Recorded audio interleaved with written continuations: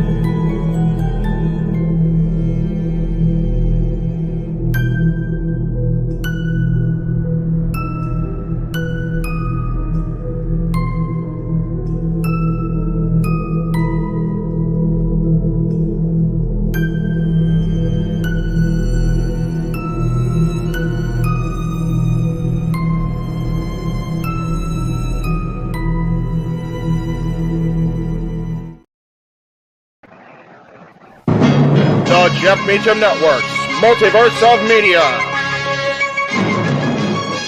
For over 15 years, the recognized symbol of excellence and the standard bearer in coverage of sports and entertainment.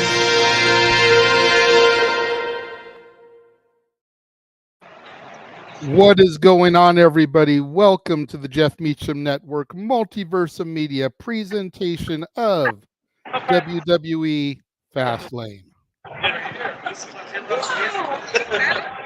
Hi, everybody. Hi, Dr. Nick. It's I realize now that I made the chat on everybody's chat instead of just my own because this stupid thing's set up like that. But anyway, welcome to our coverage of FASTLANE. Good to see the Renegade pulling the weight as he do because my ass isn't home yet. But Mr. Foster will be here momentarily. Yes. And the reason I answered as I answered is because much like we did at the Vegas Golden Knights last week, we went up in their house and whooped their butt and took their captain out. Our captain remains intact, but they whooped our ass today. So it kind of was what it was. It's preseason, so it's okay. There you go. Anyway, worked out where I was able to be off for the entirety of today and tomorrow. So I get to be part of this as much as I can, get to be part of open mic night pretty much for the duration, which will be cool. And I get to sleep in the morning. That's always a good thing. Always a good thing here in Southern California. And it's warm. Like, I woke up at the hotel, I'm like, it's warm outside. It's some bullshit. Right? I'm not happy with this October warmth. Like, I get it's usually warm out here in October, but I was not prepared. Mother Nature is still on her bipolar coaster this year. Goodness gracious. Anyway, I'm rambling, but we have a lot to actually we have 5 matches to cover. So why am I bitching? Well, I still have a feeling that something will be added last minute. Yeah, there's going to be some. This is a WWE PLE. This isn't Impact. This isn't AEW, where there's very little time for shit. Yes. I have a feeling there will be some kind of promo, some kind of backstage segment, something that will lead to an impromptu match being thrown on the card, because 5 matches for WWE just doesn't sound like a lot. I mean, even if they let Last Man Standing go for almost an hour, right? They still have 4 matches in 2 hours. They're not giving the money. I'm sorry, 30 minutes. Yeah. You know, it's just not going to happen. Yeah, even with the length of the match probably going a while and a probable cash in, 5 matches is still almost as loud as that card just went by. But it seems light, a light load. I will say, you know, as far as you mentioned, there's not a whole time to BS. To be fair, Noah will attest to this because that's one of his points of contention. All the filler videos in between the matches is what kills the WWE PLE length. But hell, me and Aaron are okay with a short pay-per-view. That means we can get on the air early, we can get on the air on time open mic night, and he can be done this review before we even start. So There is that. Yes. Yeah, so the weather, okay, let me be a proper meteorologist here. 1 second. It is 86 degrees down here right now. That's some bullshit. I was going to say, my computer says it's 90 up here. Well, to be fair, you're out in the freaking high desert right now. So yeah. If I was home, it'd probably be in the 90s. I can't check that without being off screen for a length of time. But right now, in the moment, LA Live at downtown Los Angeles, it's 86 degrees. And it's just now hit the peak of the day. So we're going to start cooling down as the show rolls along here. Yes. I need to find a place to sit my fat ass down. My legs are hurting. My arms hurting holding this damn thing up. So I'm going to find a spot. Keep talking. Sounds good. Yes. Well, we're obviously waiting for the simple man with the spectacular voice, Noah Foster. Yes. Who, of course, will be joining us shortly. He is currently indulging in some din-din. Yes, as he should, by God. That because the man's going to need his voice, his energy.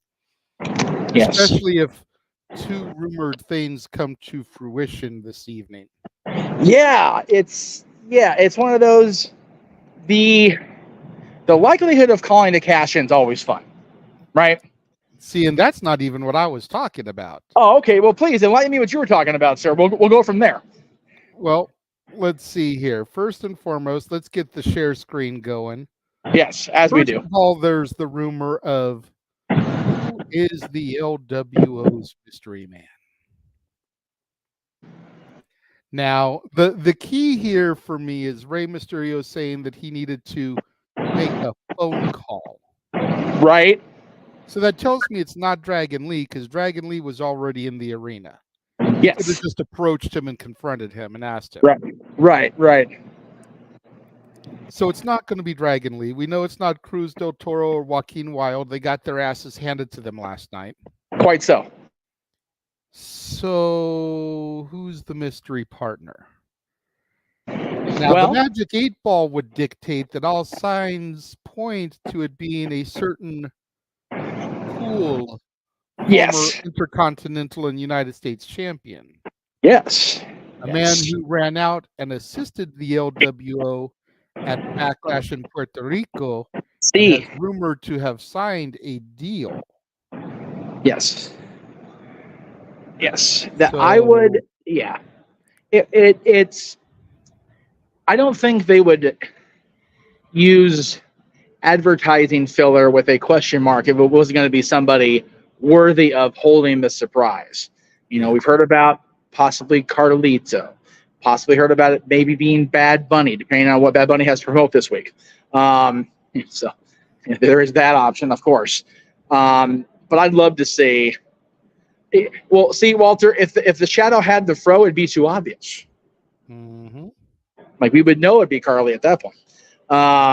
So I'm down either way. Like I said, I've really felt like I've lightened up on the celebrity hate, watching how far Logan Paul has developed, and quite frankly, astounded me, if I'm being honest. I mean, you know what? Savio Vega with that head shape, it very well could be. Very well could be Savio Vega. Or it could be just a generic Shadow. And I'm just being a sarcastic asshole right now because I can. It could be. You just never know. Their mystery partner is going to be the return to the WWE ring of God. There you go. You know what? Going up against the Street Profits and Bobby Lashley, they may need it. So, and you know, to throw out a name that it highly likely in all likelihood that it is not this person. But what about Chavito? Yeah, you know, I was thinking that, and then I thought, is the long term of bringing in Chavito worth not bringing in Carlito, not the return of Bad Bunny for a night? You know, I just, and again, Chavo and Ray were always better on opposing sides, I felt. And but how long is Santos Escobar going to be okay playing second fiddle to Rey Mysterio? Well, but that's my whole thing. If it is Carlito coming in, it's definitely better because then Santos is third wheel, if we really think about it, because Ray is full time and Carlito's going to get the pop. Santos is going to be like, fuck, like, what about me? So that could very well lead to what basically both prediction shows are talking about. We got to get that slow burn. We got to get the heel turn, and they're talking about being a slow burn. You have to actually like the match first, guys. Like, they didn't even let that match yet for that slow burn. Like, they got to really make us go, you know, this guy's justified whooping on that Mysterio ass at this point.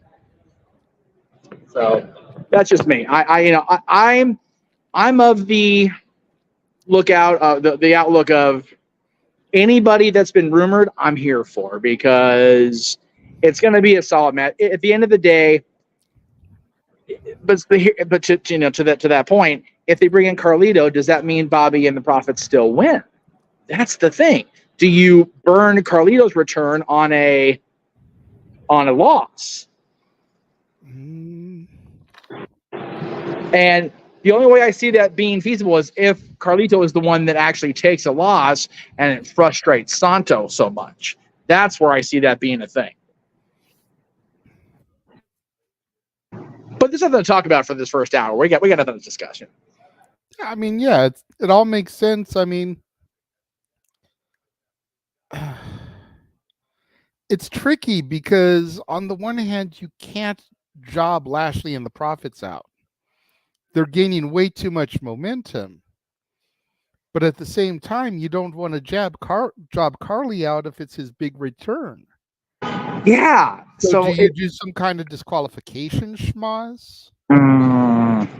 Build it towards Survivor Series, where hopefully by then Cruz and Joaquin are okay, and you can do a traditional 5-on-5 Survivor Series style.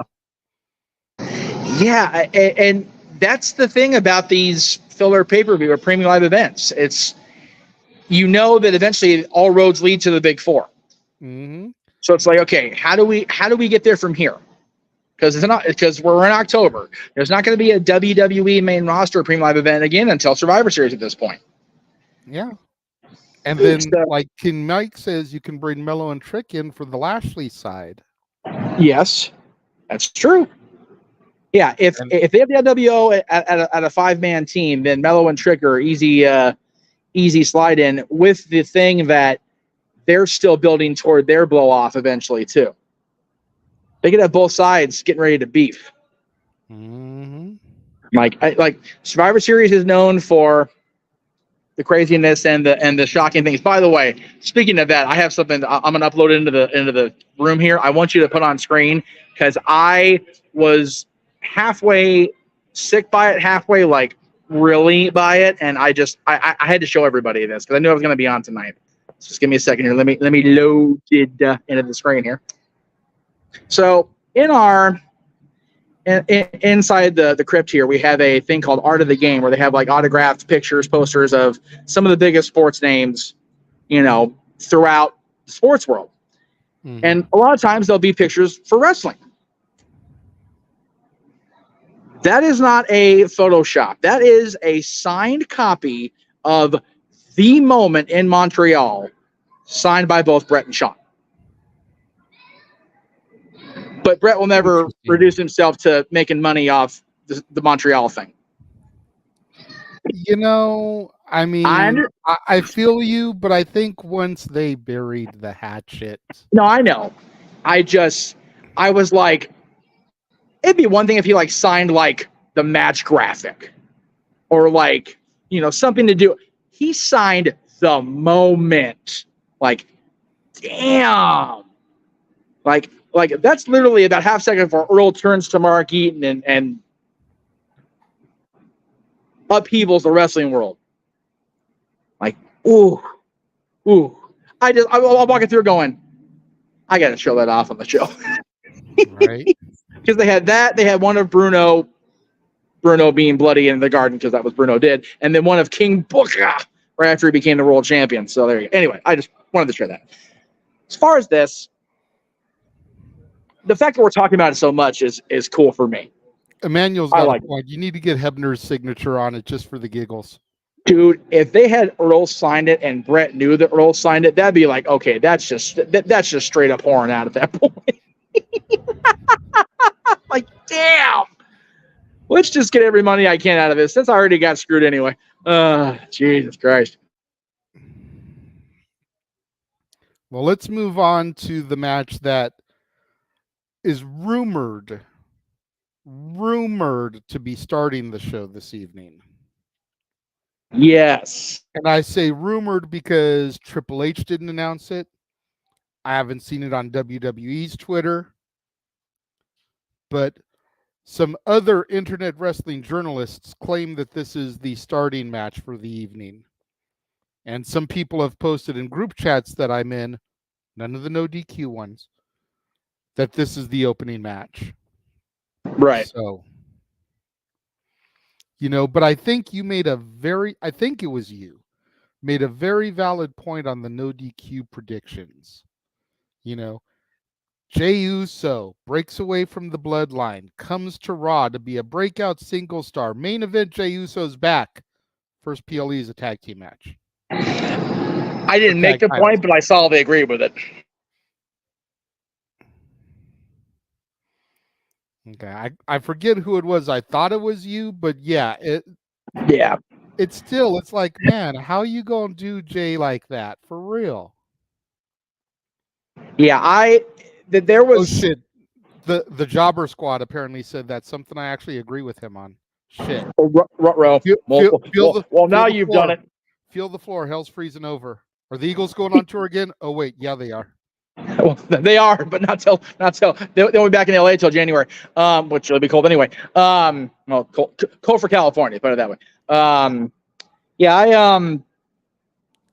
There was discussion in the room about Jay and Cody winning, and then the reason they win is because of more miscommunication with the champions, and that's what leads Priest to go, you know what, the hell with this. And that's why he cashes in the main event, at least for my. I think what I ended up going with, because I changed picks like 4 or 5 times. I drive poor Noah crazy on the graphic on the prediction sheet. I think what I ended up going with is champs retain, and then no, I'm sorry, I went with new champions, and that's what leads to Priest cashing in. Because even if Cody and Jay do win, they can always lose it back on Monday to Balor and JD McDonough, which is what I think should happen. Because, like you said, Jey Uso doesn't need to be in a tag team long term. That defeats the entire purpose of him coming to Raw. Agree. But a momentary win to further drive that wedge between Balor or between Priest and the rest of Judgment Day, then you've got money in the bank. It's fair. Chris Rotz is saying that Judgment Day retains with Drew costing Cody and Jay the match. It's an interesting take. Cape Rayer says that the only way Cody and Jay lose is if Roman interferes. I don't know about Roman interfering, but it did look like there was an alliance made between Mommy and the Wise Man. What if Jimmy costs his brother the match? What if Solo costs his brother the match? Still keeping Jay kind of simmering in the bloodline business to push towards if we get War Games at Survivor Series. Give him a reason to be in there against the bloodline with Cody, with Sammy, with Kevin.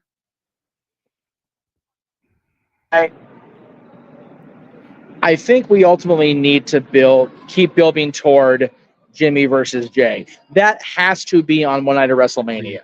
Agreed. But you don't blow it off at Chicago. You don't blow it off in Tampa. You push that toward Philadelphia.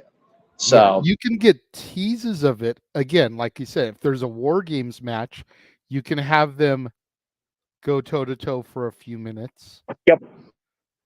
In the Rumble, they can go toe-to-toe at each other, trying to save Roman or get a shot at Roman. And then you get that full-on match in Philly. In the city of brotherly love, brothers come to blows. Correct. And yes, by the way, thank you to Matthew. If you're watching Collision, cool for you. Throw that up. I just happened to notice it. If you're watching Collision, cool for you. Give TNT the ratings. Lord knows they need it. Just don't tell us about it. Yeah, I was going to say, granted, right now it's just pre-show for WWE. So at least, you know what, AEW, you beat WWE for 1 hour. Let's see if your ratings tank come 5 o'clock. Or come Tuesday. And we will get into that on open mic night. Oh yes. But I mean, yeah, it this hurts. Okay, there we go. And then we'll just go ahead and move on to the match that'll most likely main event, since we're talking about the bloodline. Since we're sticking with the tag team theme here, Solo and the man who has shoehorned himself back into the bloodline, Jimmy Uso, versus, according to WWE, the greatest of all time, and the man who's got everybody saying his name, Mr. L.A. night. Yeah. That was good and synced up. I like that. That was good. I told Noah last night on Simply Predicting. This is the easiest match to predict out of the entire night. Really? Absolutely. Okay. Lay it on me. Cena and LA Knight get the victory. You're not going to have Cena in his very first PLE match since WrestleMania lose, especially when you've been touting him as the greatest of all time every week. You're not going to slam the brakes on LA Knight's push by having him lose. What you're going to do is you're going to have Jimmy Uso take the fall. The man who has shoehorned himself back into the bloodline ever since being the one to initially throw the first super kick at the tribal chief. And with the tribal chief making his return to SmackDown this week for the season premiere, what will Roman say about another L in the bloodline column and the fact that Jimmy thinks he's back? Is he back? Why did the wise man let him back when he's the weak link who continually loses? Yeah, Roman come in there Friday, be like, I gave the wise man clearance to go to NXT because I'm sick of him being around you all messing up. I wanted to give Paul some fresh air to breathe because the air over here on Friday stinks.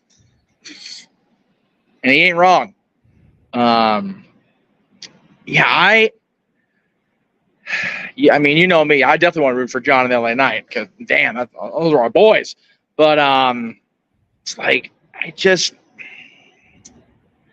it seems the most feasible that they lose, that the bloodline loses. Pronouns, pal. And I really want to see continued good things for LA Knight and for John as long as he's back. And yeah, if they continue with this little, WCW Alliance and Hulkamania style union between the Judgment Day and the Bloodline. See, that's interesting to me. With Paul Lee involved in the Bloodline and this new allegiance, are we seeing a brand new dangerous alliance? Well, it's very dangerous. There's no doubt about that. You've got, even if Jimmy does get forcibly removed again, which, whatever, you still got Roman, Solo, Paul, Rhea. If my calculations run true, Balor, Dom, and McDonough. Yeah. And, Priest can find himself island to himself, but if he's got the world championship, that's a lot of stroke to have if you're by yourself. So, yeah, there are more possibilities than we were really considering even a week ago coming out of this show. So, I'm here for all of it. With the rumor of Cena versus Roman at Saudi for Crown Jewel. And you know what? If ever there was a show to do that rematch without overdoing the market on it by having it here in America, Saudis love their nostalgia. Saudis love their son, John Cena. So there you go. And you know what? I'm going to throw this at you because you weren't on Simply Predicting. I read this in a group that I'm in, a wrestling group.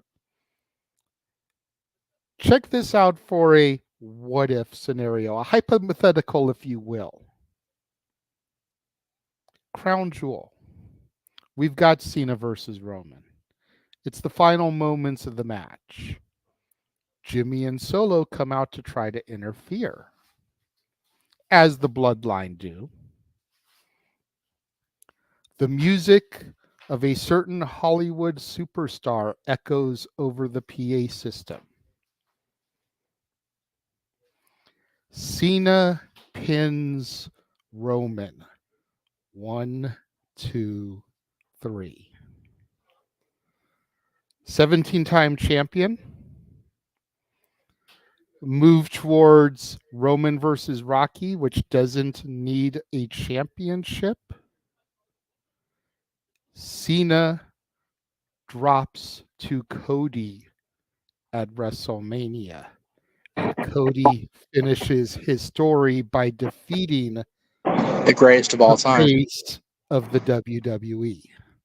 The man who acknowledged him and raised his arm after he returned. And it would give the Saudis a world title win, I think, for the first time, if I remember right. Oh, no. Since No, because Goldberg.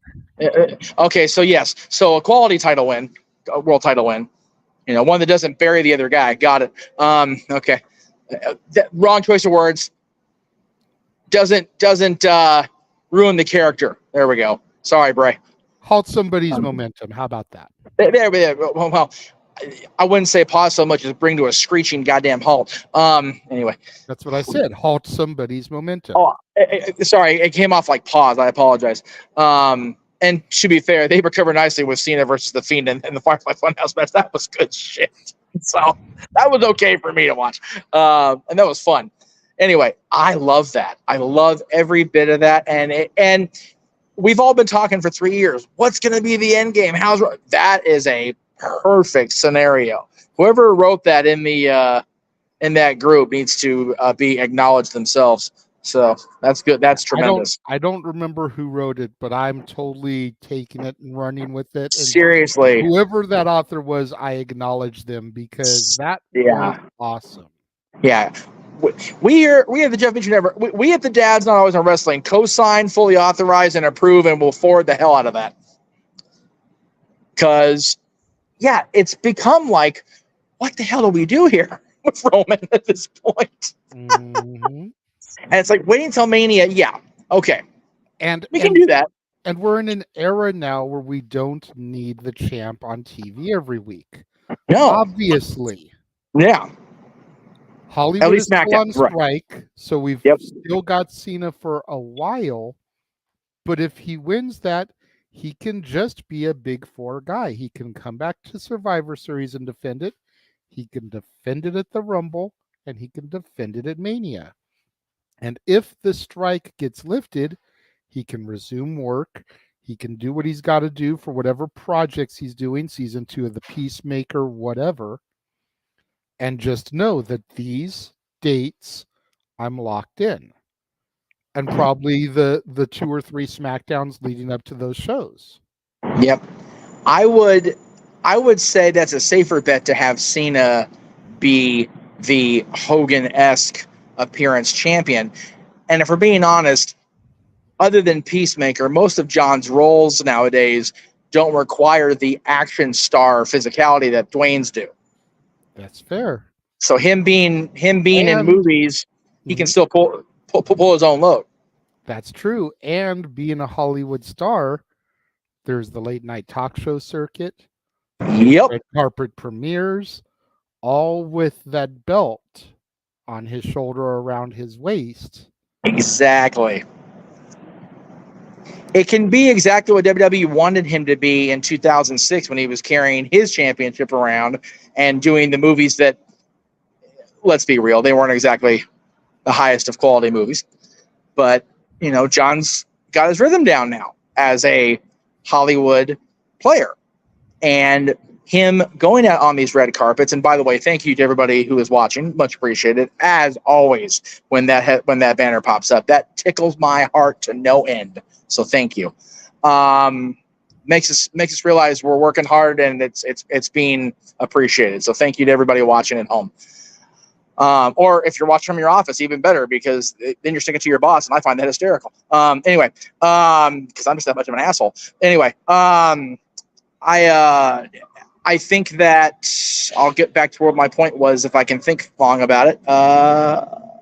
You were talking about Cena making the rounds in Hollywood, being what they wanted him to be. Yes.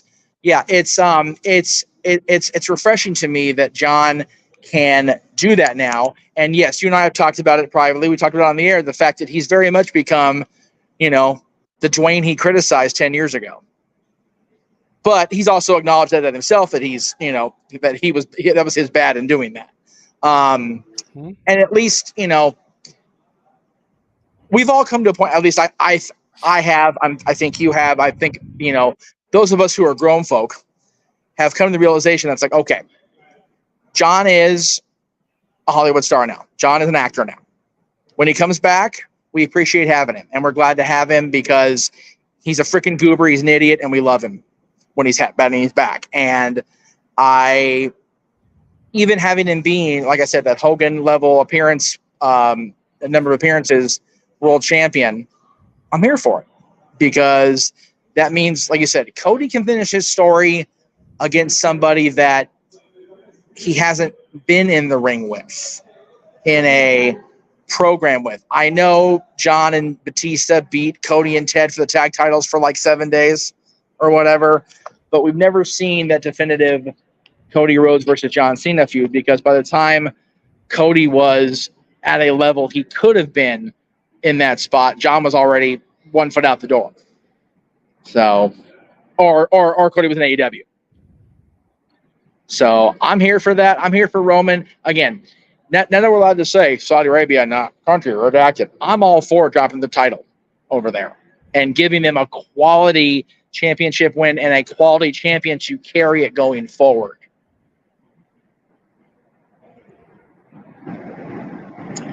That's not a unfair take that Matt just made. I happened to see as you were taking the comment off there.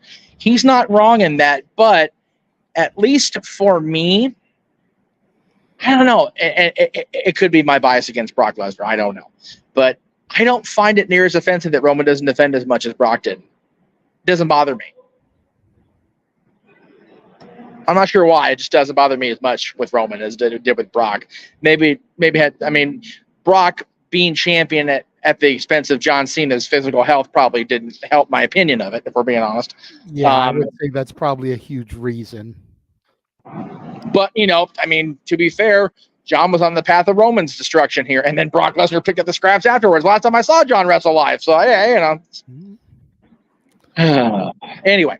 And we want to talk about somebody who is very Cena-esque in their championships. She's inserted herself into yet another women's championship opportunity.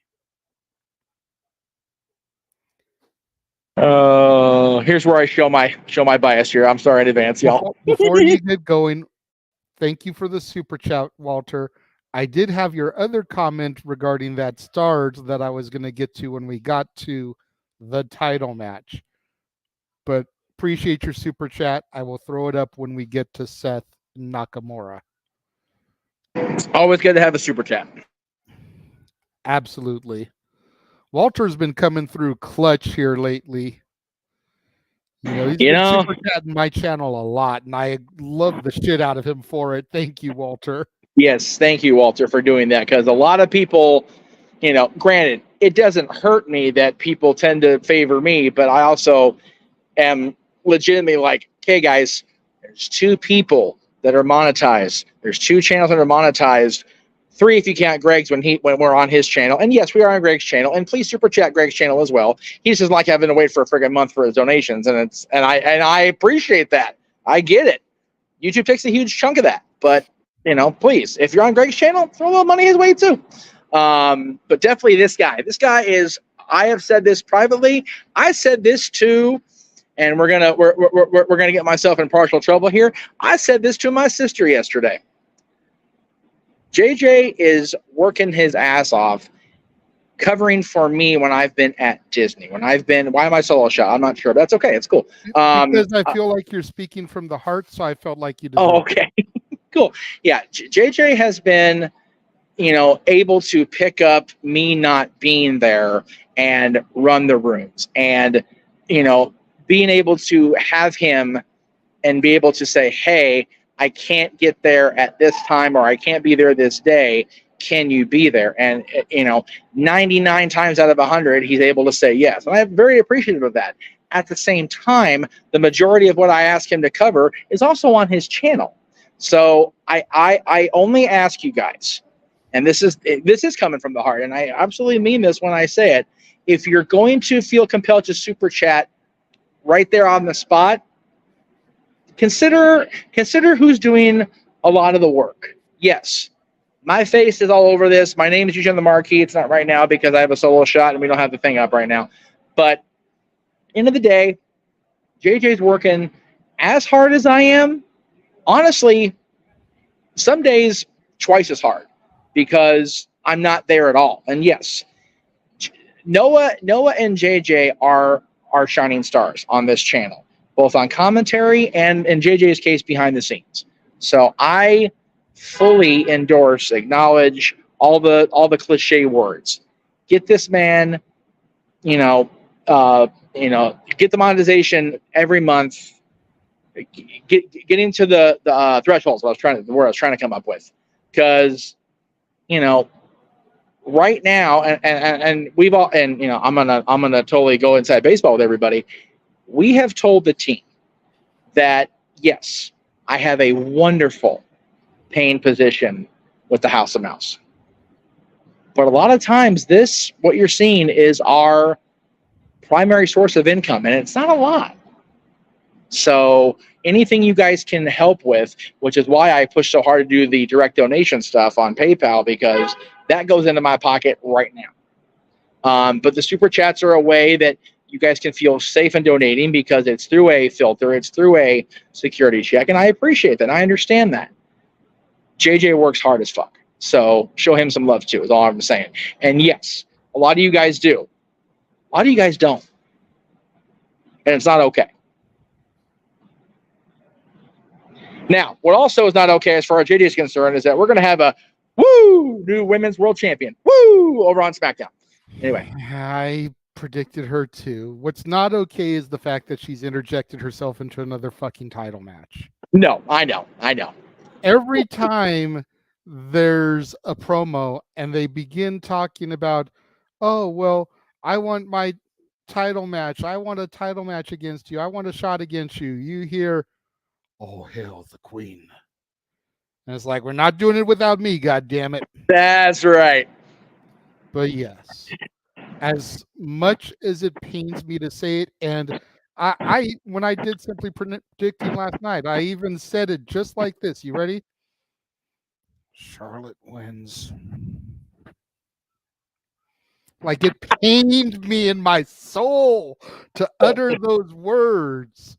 Man, see, well, like saying Beetlejuice 3 times and he's just going to magically appear. You say Charlotte Flair 3 times, all of a sudden she's got the fucking women's title again. Well, and I agree with Matthew. Oh, she needs to be removed from the title picture for an entire year, no questions asked. But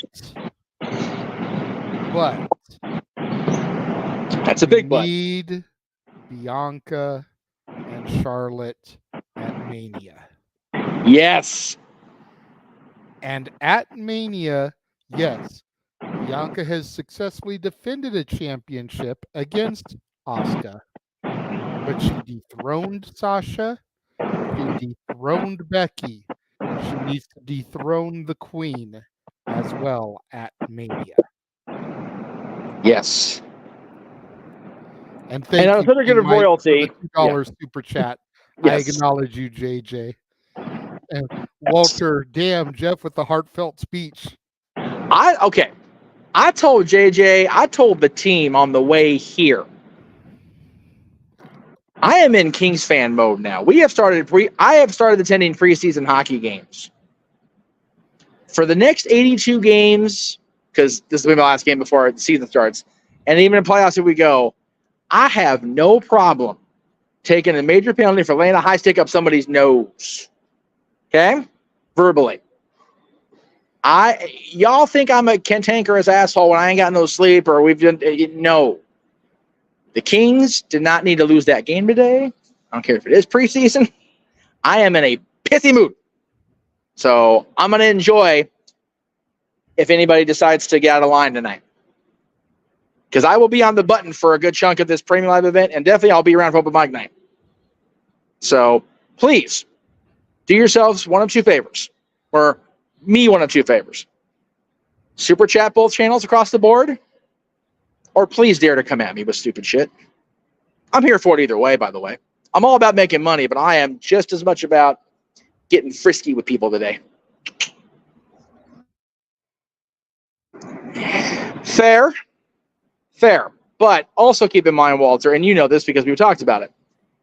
We went into Vegas. Listen to me. The Kings went into Vegas last week, whooped on that ass, and took out their captain. They came into our house tonight and made us pay for it. Yes, our team is still intact, no injuries, but yeah. We traded victories in the wrong houses. Now I got to be in Vegas next weekend on business. Mm-hmm. God damn it. And I will agree with what Walter said prior to that. Saying that the Young Bucks were going to win last week hurt me more than saying Charlotte. Accurate. Especially since I called Nick Jackson to dethrone Ray Fenix as well for the International Championship on Wednesday. Thank God that didn't happen. That's one of those, the world's going to be put back on kilter because Mox is going to regain it at Title Tuesday because it wasn't supposed to be lost in the first place. Well, I'm sure the Los Angeles Kings suck, but the Los Angeles Kings don't. So you can sit on timeout there, dipshit. Thank you for sharing. Anyway, moving right along. I'm telling you guys. I'm telling you. I am not kidding today. Anyway, yeah, this one, I honestly do want Io to retain, if I'm being completely honest, because I think there's still plenty of story to tell with her as champion. They're just not letting her break away from Bayley and Dakota, and it's driving me crazy. Like, Io has the potential to shine on her own. They just won't let her. And we keep hearing about, they may have re-signed Kairi Sane. It's like, okay, then have her come in here and clean house tonight and help Asuka win the championship. Just something different.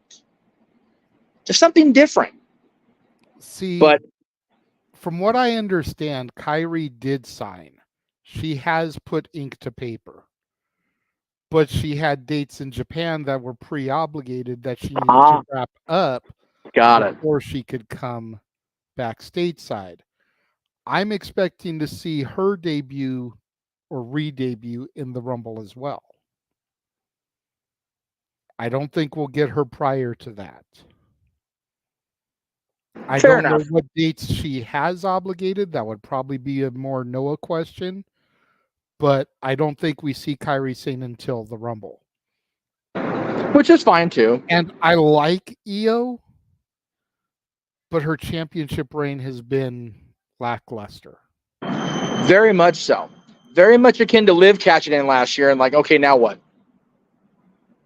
Well, see, Liv, I think, was better. I just think people didn't buy Liv against Ronda Rousey. Fair.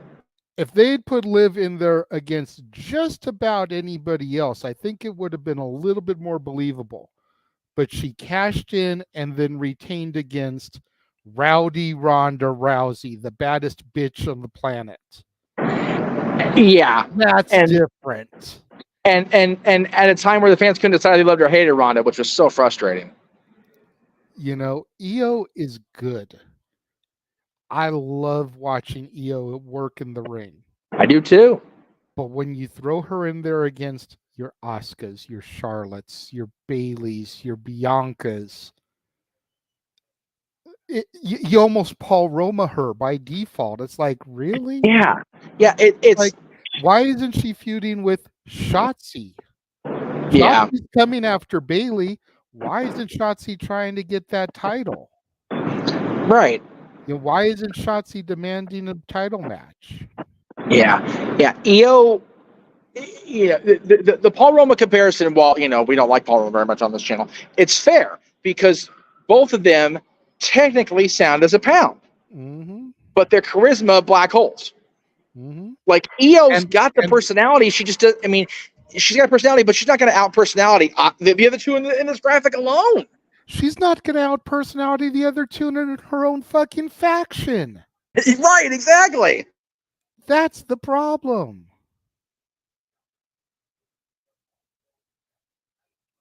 It's like when the gimpy girl gets more of a pop than you do, there's an issue. Right, exactly. Now, Like legit, more people popped for Dakota Kai returning when she cashed in than they cheered for her cashing in and winning. yep. And it's sad. I love EO, but it's No, I do too. Yeah.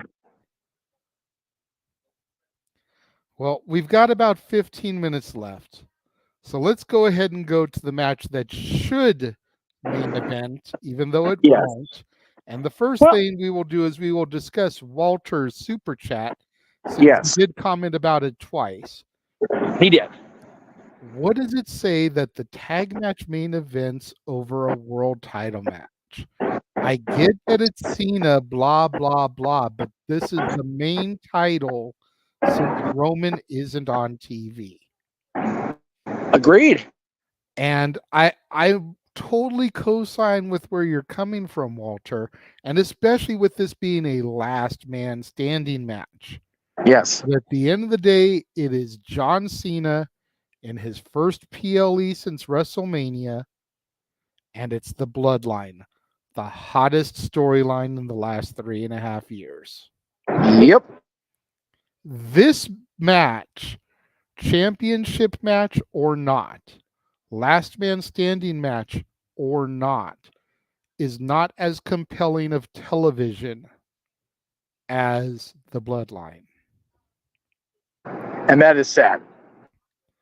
And I love what they're doing with Shin, but I don't think that they're going to pull the trigger on him.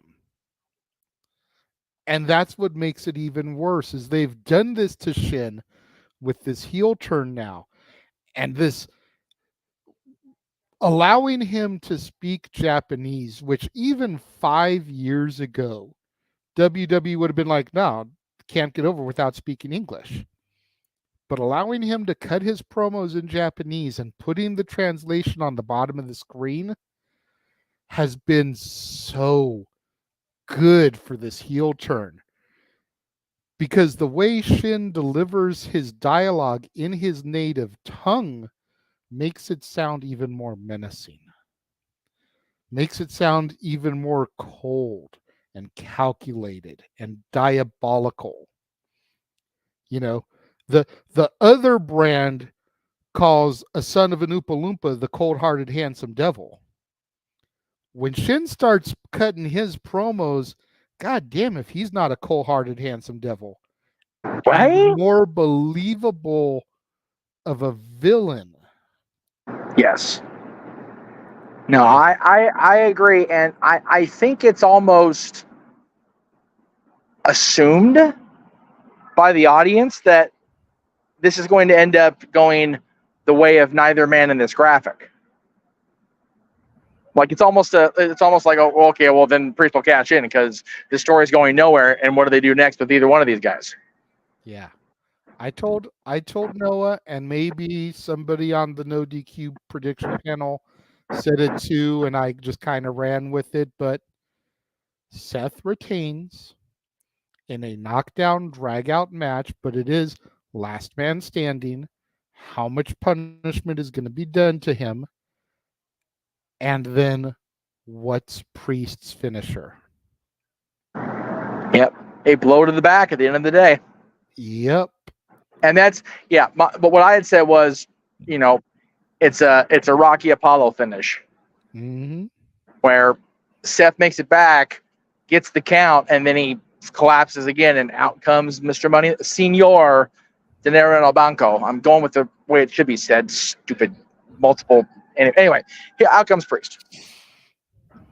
Yeah. And by the way, let me, before we hopefully bring our third man in, the person that I timed out that put another comment up, that's how you should have started in the first place, with positivity. What does the man above me always say? Keep things positive. What does the man we're going to bring in here momentarily always say? Keep things positive. Respect one another.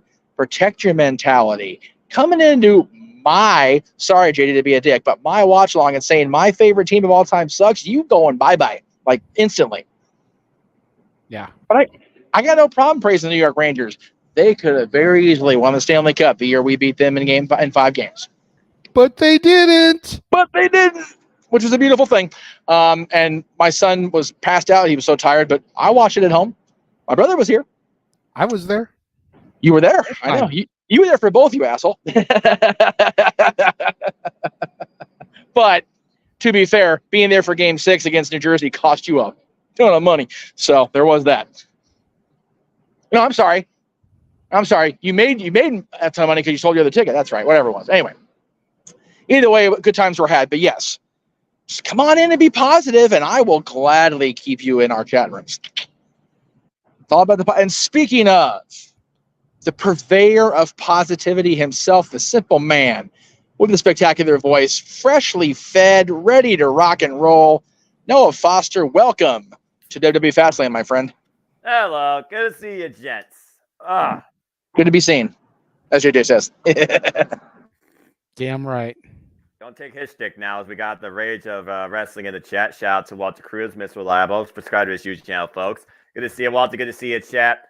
Boy, hey. Yep, we're in the fast lane tonight, and tonight should be interesting, to say the least. Well, absolutely. To play off what Aaron was saying when I was on the show with him the other night, you know, it is definitely life in the fast lane. And Noah, if these rumors are to come to fruition, you will surely lose your mind throughout the course of the next 3 hours, my friend. I'm hoping. That's what I always hope for. I hope to, again, exceed my expectations, bring out the excitement in me. A lot of times I put WWE at a bit of a lower bar because sometimes I want them to be underwhelming because I want them to surprise me. You know, the chat makes it so hard for me to not just criticize Excalibur on the regular, but I can't help it. And look, JJ and I have both had to kind of curtail it on most occasions. But we're involved with so many people at PWG, positive and negative, that, you know what? If we happen to have something better in our Holy shit. What the fuck? Jade Cargill is at the arena. Oh! And she is shaking Hunter's hand. Well, JJ, I think let's just get a freeze that smile if you can. That's gift worthy right there. I think JJ's night just been made. That bitch is in the building in Indianapolis. And let me just say, what isn't she wearing? Jesus Christ. JJ! Life in the fast lane surely makes you lose his mind. Who needs a freaking girl with a checker flag when you got Jade Cargill on your screen? Good grief. Great. Yes, and keep in mind that not everybody's feed is exactly the same, so try not to post comments until we call the action. Acknowledge them. Yeah. Because Matthew posted that before her SUV even rolled up.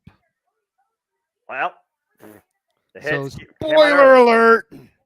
Well, you know, a few seconds. Give or take. It confused me because Noah came on screen. Jade on screen. I'm like, you know, I'm not a blind man, but I don't think Noah looks like Jade Cargill. But okay, hey, you know. I mean, the last time I checked, I'm not either. And Jesus, that was random. And then all of a sudden, I just see that coming out of the vehicle, and I'm like, okay, business might have just picked up. Yes, quite so. Well, I'm going to wander. To go back really quickly to what Emmanuel said, yes. His sister heard that a certain someone might dance tonight. Yeah, that'll be Jey Uso if he does the Haku. We did say on Simply Predicting that if we got enough super chats, this man was going to whip in Nene tonight. Fuck that shit. That ain't happening. What? I don't even know how the fuck that. I don't even know what the fuck that is. I remember that being a category on Pyramid for some reason. And that was during the Michael Strahan Pyramid, which most people don't even remember. Dick Clark. Oh, speaking of, you mentioned Emmanuel and Arlene. Going back, you know, briefly, I don't mind. Well, okay, anyway. We'll talk about that during a mic night because that's more of an old night topic than is a fast lane topic. But yeah, going back to the match that Noah came in on, what? Dude, they are obsessed with having you do the Macarena. I swear to God. Why are they having? Why does everybody want a dance from 6th grade in 2023? 6th grade. God damn, I feel old. You saying it was in 6th grade for you, Jiminy Crickets. Anyway, Let's not go down that road. Anyway, yeah, continue. no, that's definitely up and down the only road of faith. Anyway, We did just get a super chat from Walter. Another one, $5. Thank you very much. He says, sharing the love, but goddamn, Jade on my TV looking sexier than ever. Take notes, TJS. That's something you lust after or make your dumb jokes about. If you have a very small mind, but I digress. Okay. sorry, I was looking for that bus that just nailed TJS courtesy of Walter. Give me a sec. It was over in the fast lane. Okay, we're good. We're good. It passed by. Yeah, it's in the fast lane in Indianapolis. There you go. Yeah, the night, and it was over 50 miles per hour, so it didn't explode. Hey, I understand that reference. That's a good one, Noah. That is a good one. That's a good one. Movies, that's a good dig there.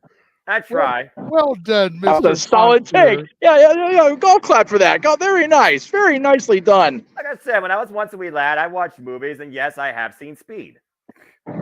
So, JJ, when we first came on the air for this pre-show, the game was already over, and I was making my way to the parking because they're gonna let people in for Meet the Players, right? I told you that. Mm-hmm. Take a look behind me. Can y'all see the crowd of people back there? Yes. They are still waiting to go inside to Meet the Players now, and it's almost 5:00. Jesus. This is why I don't do shit very often with the Kings anymore. That just goes back to their popularity, I guess, and the fans support. Well, it is wonderful to have this team. Organized nature of the Crypt staff. I was going to say this is awesome that we have this many season ticket holders that are going to this event. That's so cool. But I'm going to briefly, before we go on the air with the coverage of the show, call out Mr. Anschutz and his company again, because the continued disorganized cluster nature of our events outside of the games is just mind-numbingly consistent, and it's obnoxious after over 25 years of ownership from this company. It's like, come on, guys, get it together, man. This is ridiculous. Anyway, I'm not in the line. I'm just watching from across the street because I get to be part of this presentation instead. I'm here for it. Woohoo. No. I'm leaning on a nice cool wall because I'm in the shade. That's even better. And the sun's going that way, so I'll have shade the rest of the night. There you go. Well, once again, as we are just a couple minutes from the actual show going live, we do want to take a moment to acknowledge everybody. Thank you very much, as we do have people watching on all 5 channels within the Multiverse of Media presentation. Thank you. We greatly appreciate all that you guys do to tune in and support us. Yes. We only keep going because of viewers like you. Doom, doom, doom. Thank you. The PBS announcement. PBS NBC combination. There you go. It's one of those things, we say it all the time. It sounds corny as shit. It sounds very public accessy, pledge drive-ish, but it's legitimate. It is. Yeah. Because of y'all supporting us. It's because y'all turn out in droves to watch this. It's because of y'all super chats that keep us coming back and doing this for y'all. So thank you. Yep. Yes, we are sincere in our thanks. We just haha about it because for me it's just like, man, there's that many people still watching, supporting me after 22 years. It's just like, what? So it's very cool. Yeah. Very cool. It's a humbling. That you very humbling. Show yourself to be grateful. I'll stand for my water. There you go. There you go. Kate Rare here. Don't forget to keep up to date with breaking news and other things going on in the universe. As the JMN Multiverse Media will always keep you in tune to anything going on in all things wrestling. Shout out, of course, to the entire ACW family, as in conjunction with, of course, with No DQ, as Bossman Riff, I think, takes no days off. Yes, Aaron will be recapping this show probably before we go live for Bug Night if the show goes as short as we're thinking. So we'll see. I mean, Indianapolis 500 is a marathon. I don't know whether or not Fastlane is going to be a sprint. That's big in the house, so you've got to figure they're going to do something on air with her. Yes. You would think. Even if it's just an in-ring segment, I mean, we do have a triple threat for the SmackDown Women's Championship. Hey. Could she... insert herself in the match via getting somebody DQ'd? Could she pop up post-match to stand face-to-face with whoever the champion is?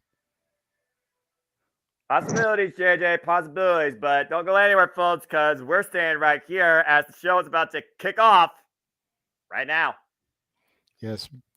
Synchronize our televisions. Yes. Warning. Be aware if you do something illegal. You guys do that. I'm good over here. Warning gone. And black screen. And there's Andre Slam. Then. Okay, I'm a little bit ahead of you. I will pause after the Together Forever. Yeah, after the Together shows up or after it fades away. Forever. It's always 1 or 2 seconds to stream. I'm sure it's gonna probably outsync, but we'll try to stay in sync with the first match. As the logo's there and there's Together. All right. Yeah, cool. And black. Black. Perfect. All right. That should do it. The Speedway. Of course. Got to use footage. The irony, but yeah, the irony but sucky thing is, the show, of course, airing on Peacock United States.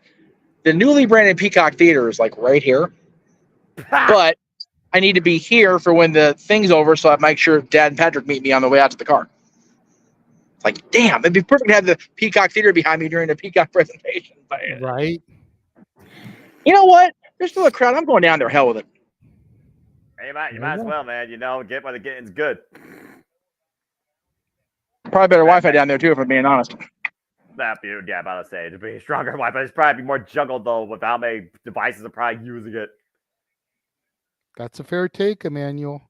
What would be great is if they give her a live mic and she cuts my promo. JJ will never hear the end of it. I will mark the fuck out. I wouldn't blame you.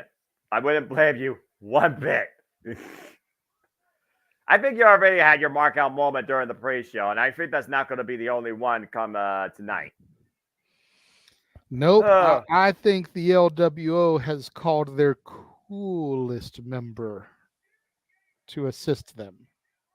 We'll see soon enough if, again, we'll see how cool the LWO is and if they can outshine Bobby Lashley and the Street Profits. We're also going to see who could outlast one another in last man standing for the WWE Heavyweight Championship. And as you alluded to, the Queen takes center stage against the Empress and the Genius of the Sky, Champion of the Sky, as the WWE Women's Championship will be on the line.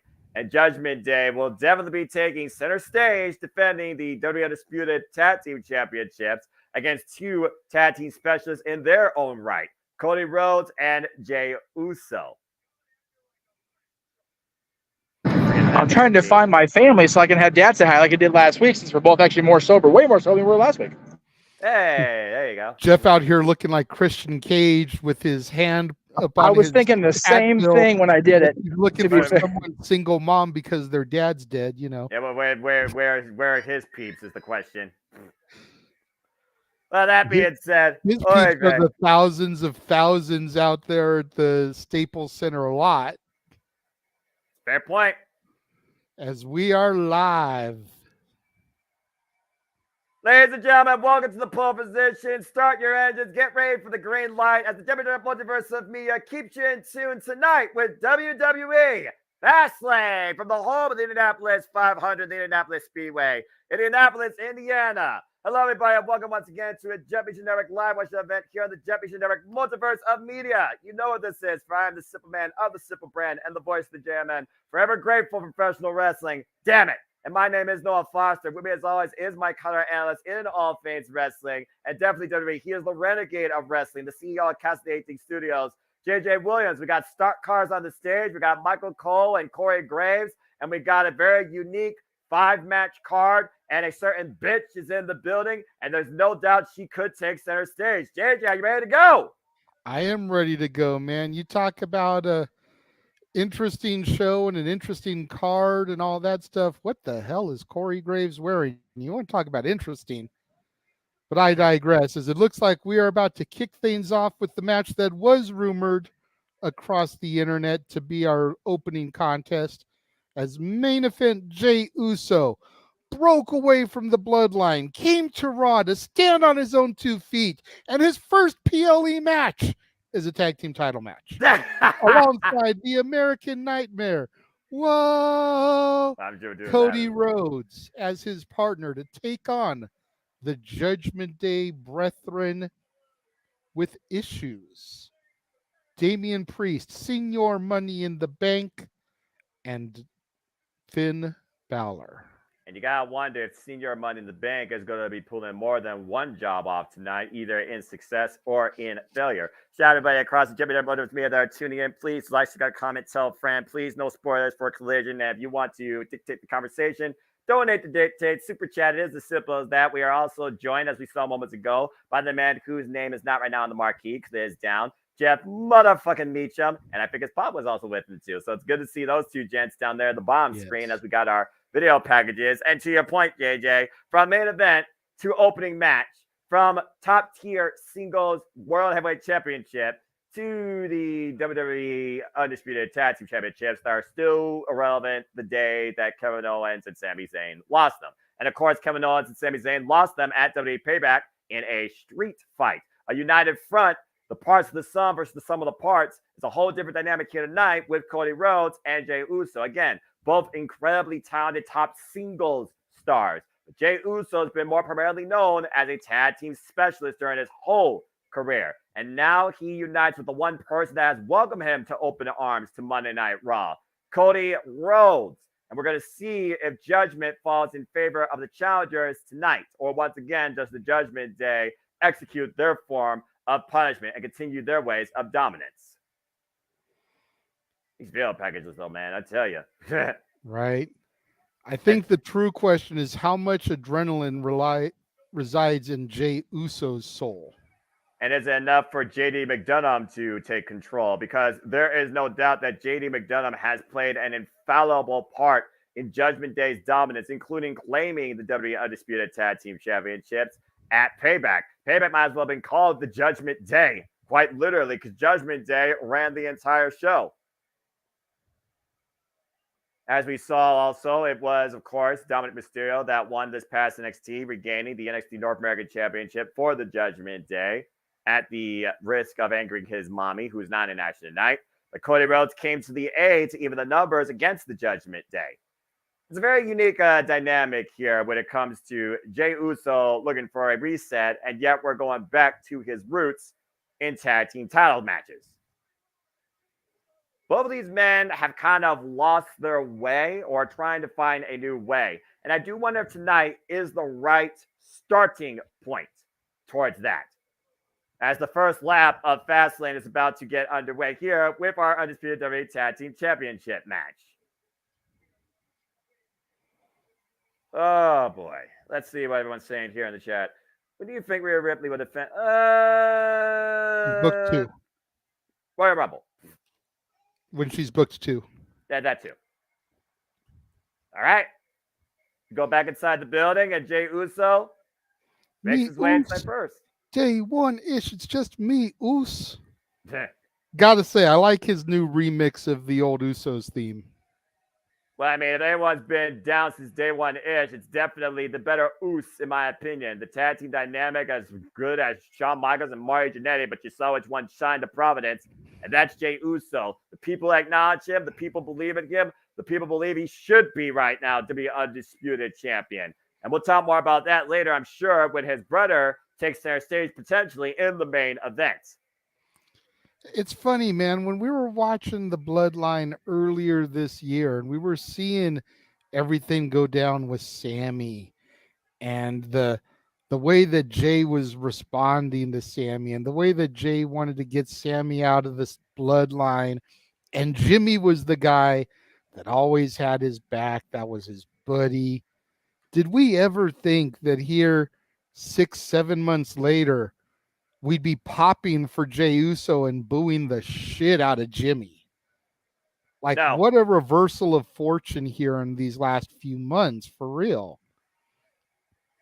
Well, it just goes to show that Jey Uso has come into his own as his own man, while Jimmy Uso is just trying to still find himself and is desperate right now to find where he belongs.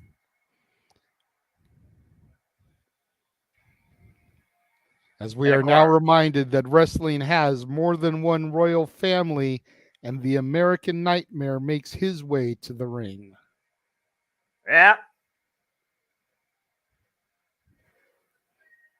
Cody Rhodes, who overcame Brock Lesnar and garnered his respect at SummerSlam, now finds himself in the opening contest of this PLE for the WWE Undisputed Tag Team Championships.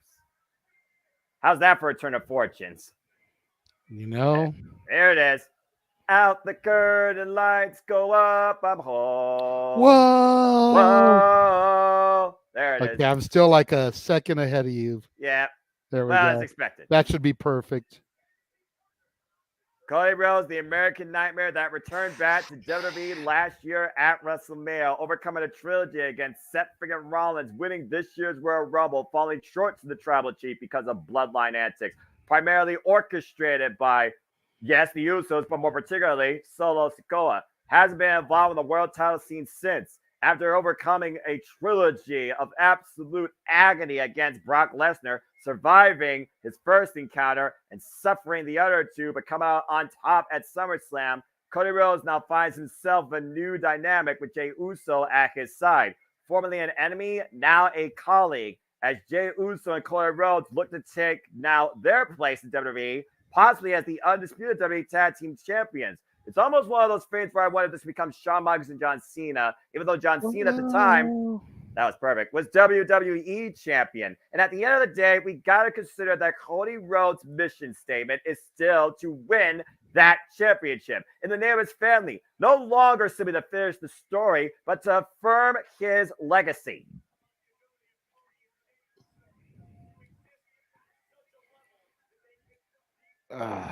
Boy, I got mixed feelings about this. Just taking it all in right now.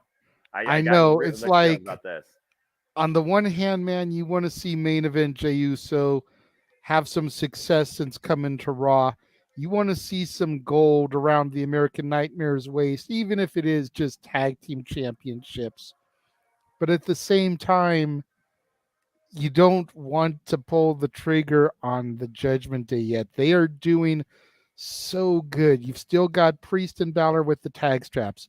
Dom is once again your North American champion. Mommy still reigning supreme as the World Women's Champion. The only person who has no gold is the pledge, if you will, the honorary member of the Judgment Day, the man who hasn't been fully brought into the team yet, JD McDonough.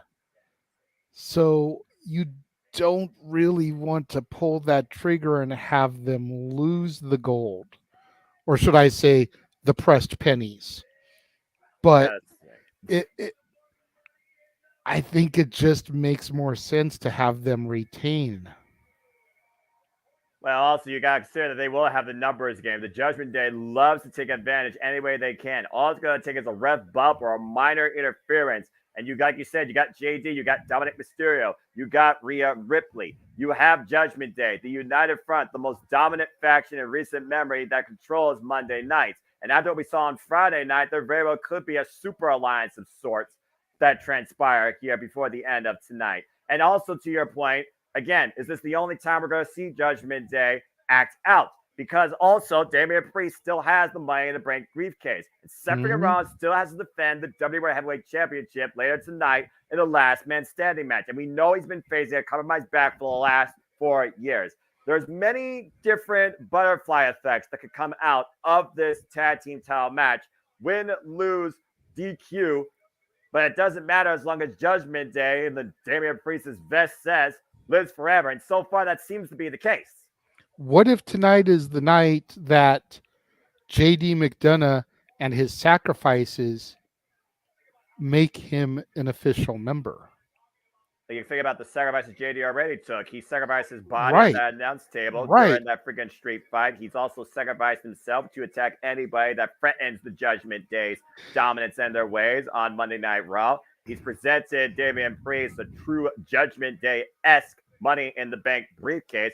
I'm not sure what else he needs to prove besides literally making sure at this point, like you said, they retain their hold on the WWE Tag Team Gold. Bingo. He keeps them with the belts. And Priest still retains, still cashes in, still becomes new champion, and then he bestows his tag titles on him, making him an official Judgment Day member, making McDonough and Balor the tag team champions, especially since Balor's the one that's been pushing for McDonough to come into the fold anyways. Teacher, student, it would make sense for them to represent as the tag champs, with Priest as your world champ.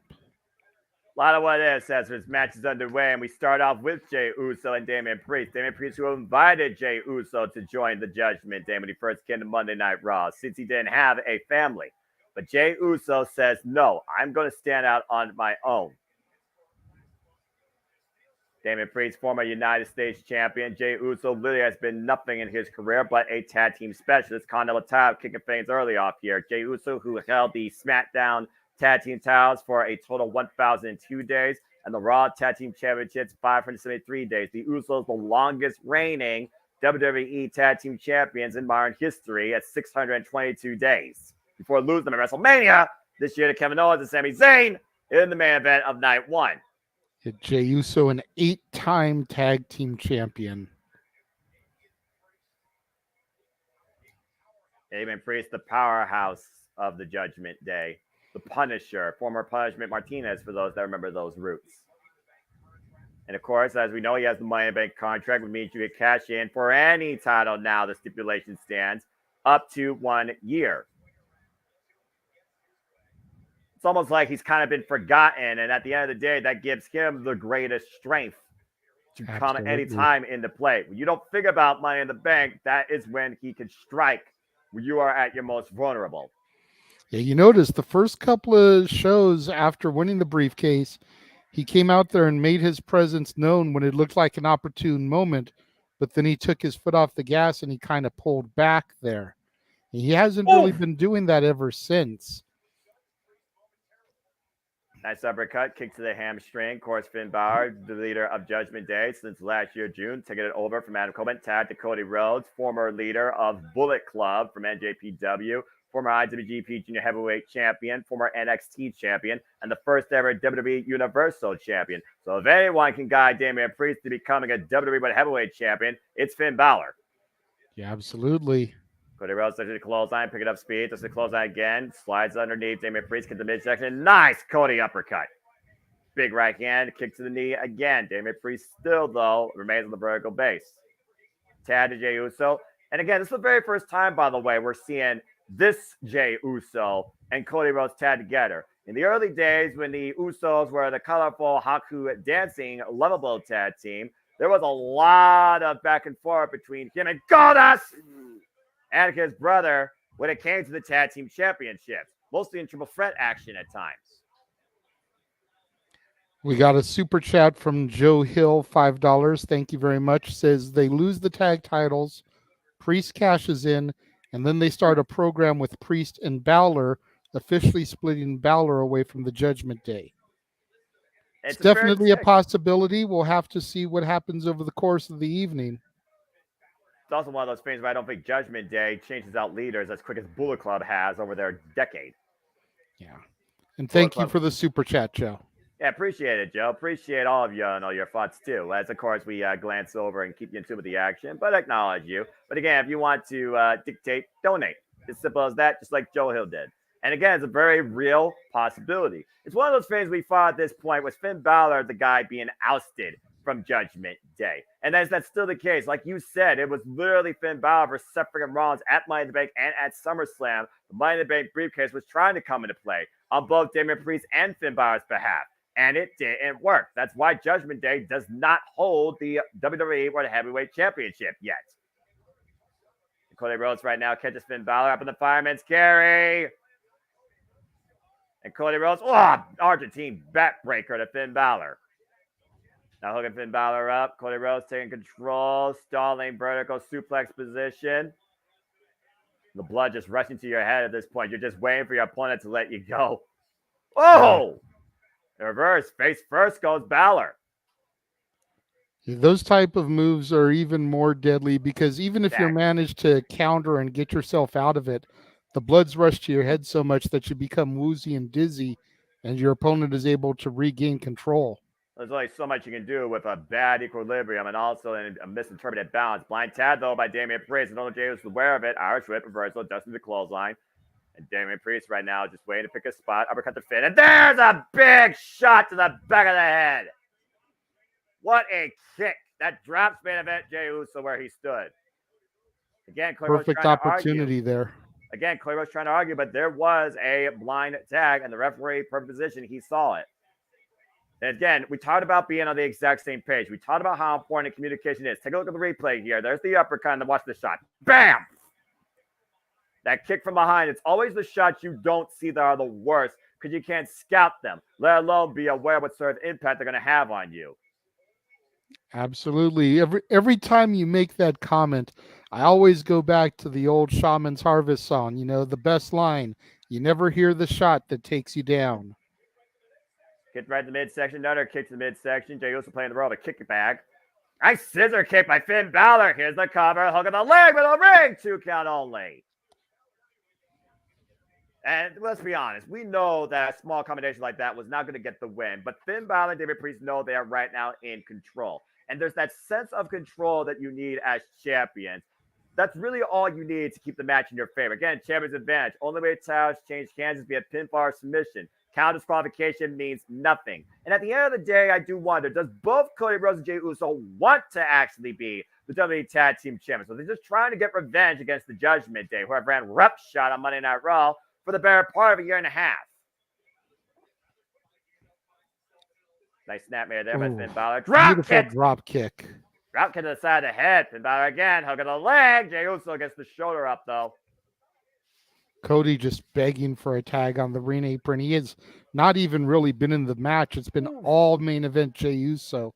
Has Jey been trying to prove himself to the Raw roster that he is somebody that can be trusted, depended upon? And is this the right move for him?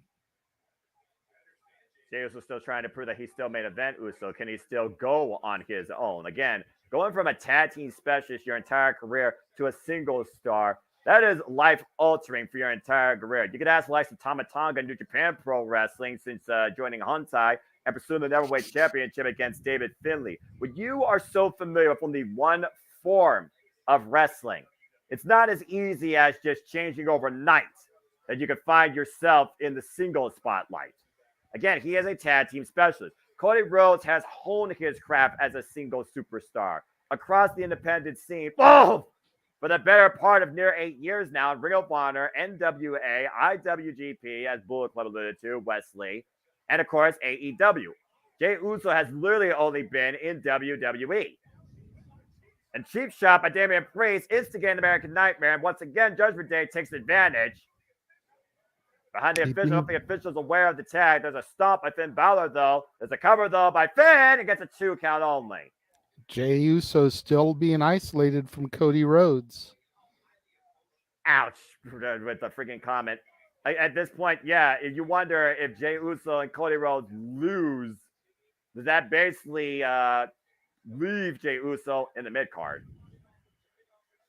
This is our first match here. WWE FASTLANE, capacity crowd on hand for the WWE Undisputed Tag Team Championships. Cody Rhodes and Jey Uso, the challengers, taking on Finn Balor and Damian Priest of the Judgment Day, the reigning champions, and Senor Money in the Bank, might I add. You see Finn Balor wearing down Jey Uso right now with this sleeper hold of sorts, this chokehold, rear naked choke. He's trying to wheel Jey Uso. Again, the people have been that deciding factor in us acknowledging Jey Uso as a main event player. Oh! Jey getting like fingertips away from Cody Rhodes for that tag, but Balor just pulling him away from him. Another right hand, though, as he tries to create distance and draws himself closer towards the tag. Cody Rhodes, with every fiber of his being, trying to reach out, pulled in Damian Priest. There's a good shot there. Finn Balor eats the corner, and right now Jey Uso has the opportunity he needs to make the tag. Cody Rhodes is waiting, highly anticipation, adrenaline boiling. This is the moment. Jey Uso reaches. There's the tag to Cody. Fists of fury, fire and flame coming from the American Nightmare, Cody Rhodes, as he gets his first taste of action in the matchup. That's a good point, by the way. Cody Rhodes has not been involved in this match practically at all at the power slam, except for that one bit of tag team offense. Disaster kick off the second rope, and the cover is enough here. No, not enough. Not like that, Cody. Come on. It's going to take a little bit more than that. But Cody knows right now that he and Jey Uso are in the driver's seat. They have taken the lead position. They have to stay there now. They have to run the course if they're going to come out here tonight, not only beating the Judgment Day, but I think an accessory becoming the WWE Tag Team Champions. And Priest went out on the apron, caught, dragon screw leg whip. Damn, that move has to suck. Wait, they'll roll up by Finn Balor, taking advantage too. No. And he had the tights as well, but the referee opposition. Now Cody looking for crossroads counter. Now Finn Balor looking for the reverse DDT. Up kick by Cody. Good combination with these former Bullet Club members, and Conor again. Drives him down. And Finn Former Balor Bullet Club leaders, correct? Yes, that is correct. They were proverbial leaders in their own age. Like Kenny Omega at the time when Cody was there was a whole conflict about who truly should have led Bullet Club. Go back to the archives ninjaroad.com to check out more of that, folks.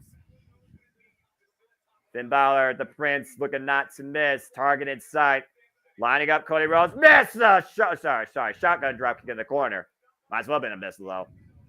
And Finn Balor right now sees Cody Rhodes in the drop zone. And Cody. Cody back up too quickly. Finn took too much time setting up for the coup de grace there. Well, again, this is the same guy that fought with a torn pectoral muscle inside Hell in the Cell. It's going to take a lot more than that to keep Cody Rhodes down, even just for a coup de grace. Let alone a coup de grace on its own pride, trying to keep the American Nightmare down. Yeah, that's fair. I mean, if that had been Jey Uso, he might have been successful because Jey Uso was just physically decimated the whole first half of the match. Jesus Christ, the strength of Cody Rhodes. And he's just holding him up. And long way down for Finn Balor. God. And again, both men grasp in the back of their head and neck with the sudden stop hitting the mat. Take a look at the replay here, JJ. God, the force. Vertical superplex. Woof.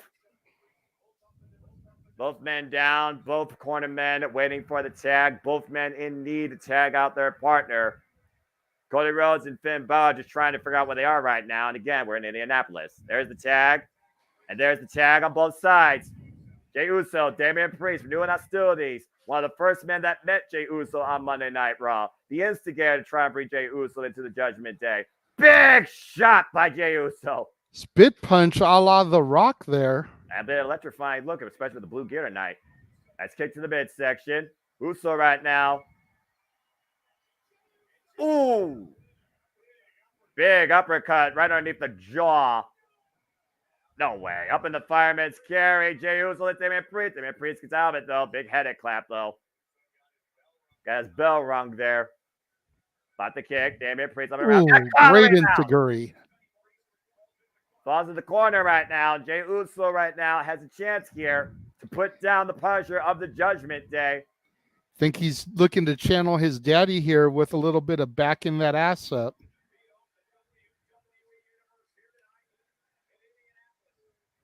And right now, Jey Uso, like you said, looking to back it up and looking to bring it in, but Damian Priest scouted it. Him up and over. Took too long. It literally beat him to the punch, but he able to counter it. Now Jey Uso up at the top rope again. And got him with the crossbody. Here's a cover, hook of the leg. No. What is going through Jey Uso's mind right now? As Damian Priest rose to the outside to prevent a follow-up pin attempt. Take a look at the replay here. Look at the distance he got with this crossbody, JJ, and he got all of it. Yeah, he did. Look at the leg, but only 2 count. Great amount of body on body there for that cover, too. Well, again, fundamentals. You want your full body weight on the cover. You want to hook a leg. Jey Uso did everything right. Damian Priest just survived. And Damian Priest right now hooking Jey up. And down goes Jey Uso hard. And Damian Priest rolls in the cover. And 2 count only. Not enough. Didn't quite get himself in heaven, but definitely drove him pretty close to hell with that move. Take a look at this. Woof! Jumping flatliner of sorts. But still not enough to put down the main event, Jey Uso, in this opening contest. Priest looks like he might be limping a little bit. I'm not quite sure. Well, considering he took a dragon screw leg whip earlier, that's not something you simply recover from over time. That affects your muscles for a long duration. But he is scouting and picking a spot. Looking to follow in. Jey Uso with a back elbow strike. Now Jey Uso. Oh! Climbing up to the middle rope there. Priest has him hooked, looking for a razor's edge, maybe. Yep, the razor's edge. A huge fall, not from Grace, but Jey Uso able to get out of it. There's a pop shot to Finn Balor. Damian Priest up and over to the outside. Lands on his feet, though. And Uso's gonna fly. Yeah, looking to fly for the rails. The top base Suicida connects, and Damian Priest crashes face first into the announce table. Damian Priest's eyes right now were on the back of his head. He is on Dream Street at the moment, and he is still the legal participant. Now Jey is looking to fly. Uso splash! Got the leg hook sitting on his chest. No! Balor with the save. I'm not sure how Finn Balor was able to save the titles there. And Cody Rhodes now coming in off the second rope. Cody Cutter! Again, though, immediately grabs the head and neck, still feeling the effect of that vertical drop superplex. Take a look at this. Off the second rope, got all of that Cody Cutter. Perfectly called, JJ. These four men showing the wear and tear of this battle. Jey Uso, once again, though, looking to pick a spot. Damian Priest may not be aware of it. Look at the fire right now in the eyes. Jey Uso revving up, looking for something big here out of the corner. And looking to follow it. Oh! Priest may be playing possum. Got him caught. Got him hooked. Nope. Counter. Jey Uso doesn't leap again. And spear! Ooh, man. Cutting him in half like an Indianapolis Colts quarterback. Shades of his cousin, Roman Reigns, with that spear. Hey, I acknowledge that move. And Jey Uso right now needs to acknowledge how close. Oh, give me a freaking break. Dirty Dom and Mommy coming out to try to secure the tag titles, but you notice I don't see JD McDonough. Yeah. And right now we have Ripley confronting Jey Uso. Again, Jey Uso would never hit a woman. But there's definitely some subtle tension here right now. Jey Uso might not hit a woman, but the million-dollar question is will he smack a bitch? Well, I mean, again, I don't know. There is a difference. Yeah, well, I'm just saying. I mean, that's absolutely fair. You're not wrong. That is absolutely fair. And the look on Mommy's face, because she knows. Now, she knows what she did there. She literally made sure the Judgment Day had a chance to capitalize. She distracted Jey Uso long enough. And now Damian Priest and Finn Balor, once again, using the numbers game to their advantage. The only way Judgment Day stays ahead. Oh, wow, Jesus. Man, big Top rope Hurricane Rana. And Frankenstein is trying to Finn Balor. The coup connects. And that might do it. Covered by Finn Tamatano. Cody Rhodes in at the last possible nanosecond to save the opportunity for him and Jey Uso. And Rhea Ripley, you see the shock and awe on her face. She can't believe it. And you also talked about that knee earlier, how he was limping. Notice the way Damian Priest's knee buckled on that. Damian Priest is down right now. He might have suffered an injury. Mm-hmm. This might have just become verbally a handicap match.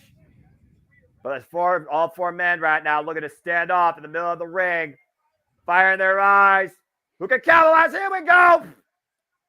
Brawl is underway. Jey Uso, Finn Balor, Damian Priest still trying to find feeling in his leg. And Cody Rhodes. Fuck, God, just caught him with hesitation press kick. Sling blade from Finn Balor to Cody. Super kick. Into a super kick, though, by Jey Uso. And there's JD McDonough. And Finn Balor, though, the O'Connor roll, the reversal, Jey Uso cover, two, thrown off. Oh, the briefcase by Mommy, that bitch! One, by Finn Balor. Two, give it low! Jey Uso still kicks out. What? Mommy can't believe it. Senior Money in the Bank's briefcase to the dome was not enough. How the hell was Jey Uso able to kick out off that shot? Take a look at this. Bam! Side of the head. Perfectly. Falls in the cover, Finn Balor, deep hook, and Jey Uso survived that. Balor meanwhile- down, uh-oh, Uso Damian down, Priest. Cody and Priest on the outside, chokeslam to the hardest part of the ring apron. And JD Priest by- McDonough laid out ringside. Praised by winning still, but again, to your point, JD McDonough throwing himself in harm's way for the sake of the Judgment Day. Rhea Ripley and Damian Priest especially need to take notice of that. And right now, I might want to take notice that Damian Priest might be looking to send Cody Rhodes to hell. Oh, no! McDonough with the briefcase to Priest's leg. And look at Cody has him Rhodes! set up. Could it be Crossroads on the announce Crossroads! table? That the table didn't give! And Finn Balor and Jey Uso are still a two-legal man. Now Jey Uso looking to fly! Taking out McDonough and Finn Balor. Tope Con low and everything is falling apart in front of the Judgment Day in front of Rhea Ripley's eyes. Blind tap by Cody. Super kick kick to Finn Balor. And Finn right now caught. Cody off the second. Cody Cutter! Almost like a 1D there. With a Cody Cutter to capitalize. And now the exclamation point. Crossroads. Crossroads. The cover. 1, 2. Cody Rhodes and Jey Uso did it.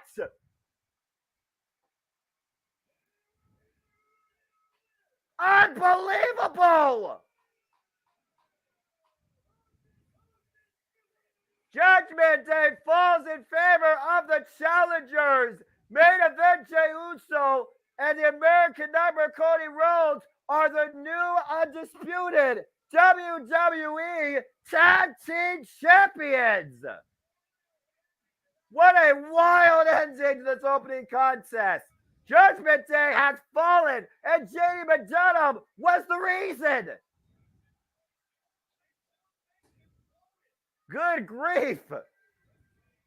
Let's take a look at the replay here, JD. This was the pinnacle shot right here. Briefcase to the knee by JD. And then Cody Rhodes, to your point, Crossroads on the announce table. That announce table didn't get it, but I think Damian Priest's life force gave out.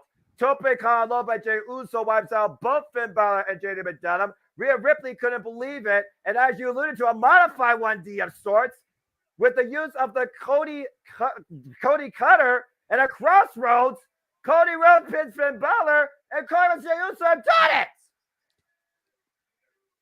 And new WWE Undisputed Tag Team Champions. Acknowledge that!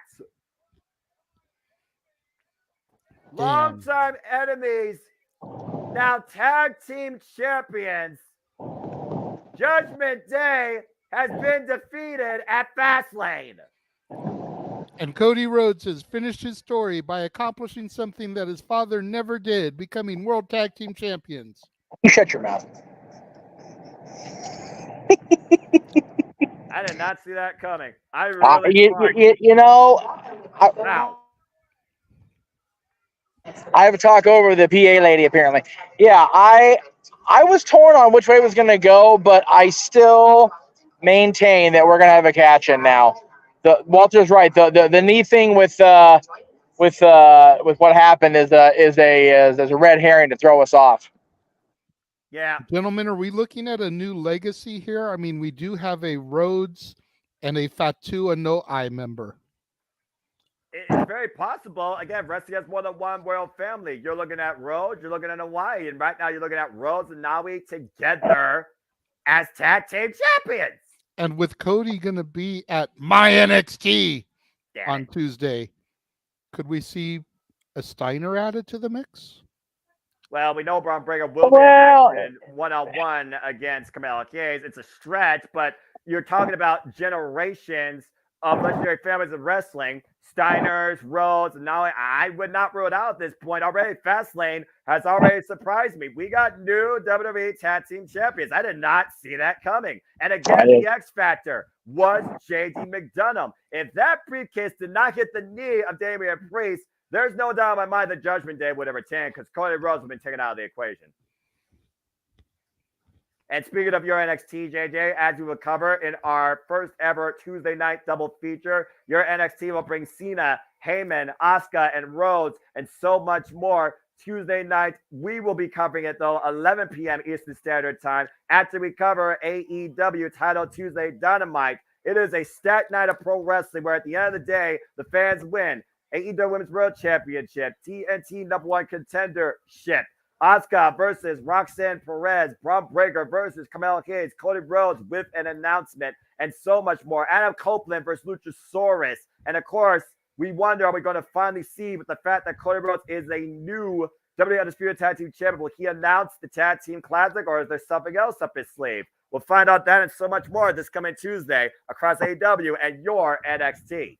I want to bring something up really quick here before I get talked over again here in the background, the stupid PA lady. They ran that last night on SmackDown. Here she comes for NXT. The gong went off at the end of that commercial for NXT. Will we see the return of the Phenom for the first time since Raw 30? Quite possibly. If there's one thing in 2023 has taught any fan or any sports entertainment enthusiast, is truly never say never to anything.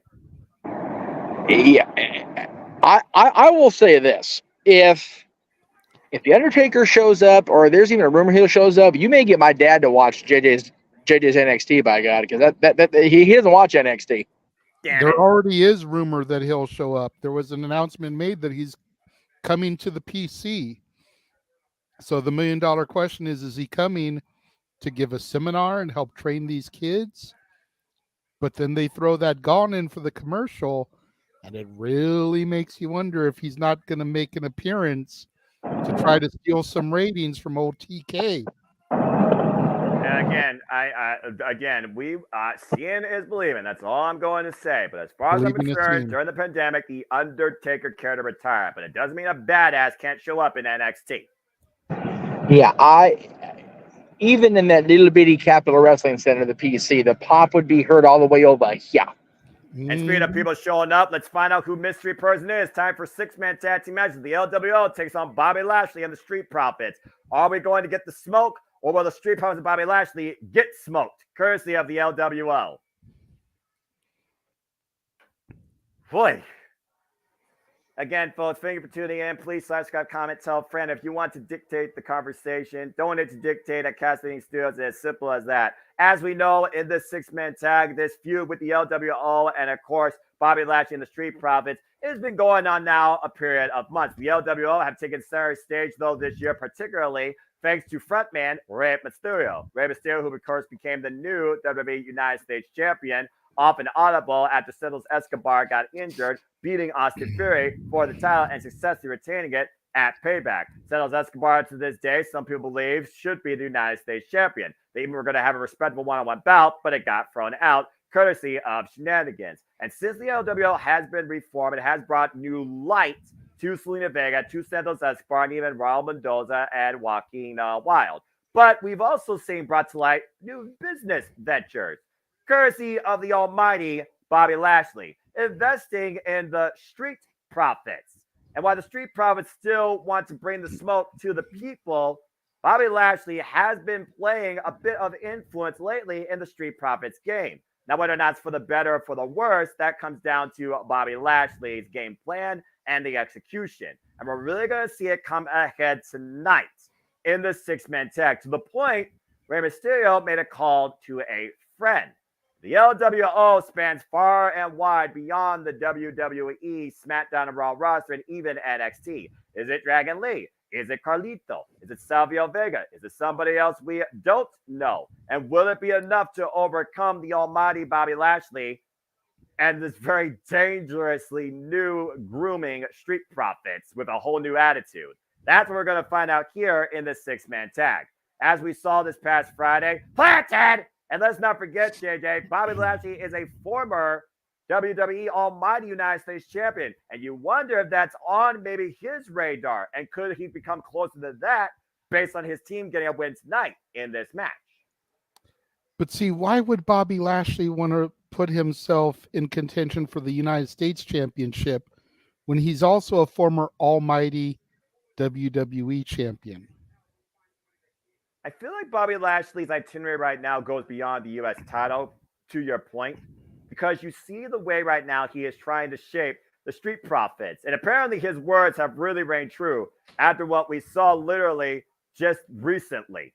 Bobby Lashley and the Street Profits took out members of LWO, and that's the reason Mysterio had to make a house call. Good Lord, what a sit-out neckbreaker powerbomb. And so we're going to see what happens tonight in this six-man tag team match. Yeah, I mean, there was already question as to who was going to be the third man, because it's like, do you have Way, Cruz, and Joaquin? Do you have do you have Santos, Joaquin, and Cruz? Do you have Ray, Santos, and Joaquin? Do you have Ray, Santos, and Cruz? Like, so the ambush on the B team of the LWO, if you will, made perfect sense, because then you didn't have to wonder which one of them would get the nod. Apparently, neither one of them is going to get the nod. Someone else is, and it's time to find out. Who's going to step up and join the LWO against Bobby Lashley and the Street Profits? Again, as Fastlane is presented to us from Indianapolis, the home of the Motor Speedway, stock car racing, the Indianapolis 500, and so much more. Capacity crowd on hand tonight, and this match is apparently brought to us by Pizza Hut, where no one outpieces the Hut. Again, branding, sponsoring, way more than AAA, but hey, as long as it makes them money, they're going to keep doing it. At least it's not a cereal ad, so maybe this match will be taken more seriously. Here we go. Again, one of my favorite theme songs right now, dude. I love the Street Profits theme. Face, heel, that beat is just sick. By the way, that wasn't by Def Rebel. That's also why it's also awesome. Thank you, CFOS. But I gotta wonder, if they do go fully heel, will that theme be changed to something more almighty? Because this is a theme right now of a juggernaut coming into the arena.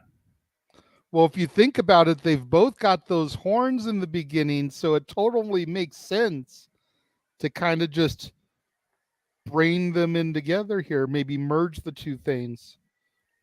Possibly. Bobby Lashley, like you said, former almighty WWE champion, former United States champion, also a former Marine that served our country proudly, by the way. And he has a force to be reckoned with and seems to be taking a different role as a mentor now.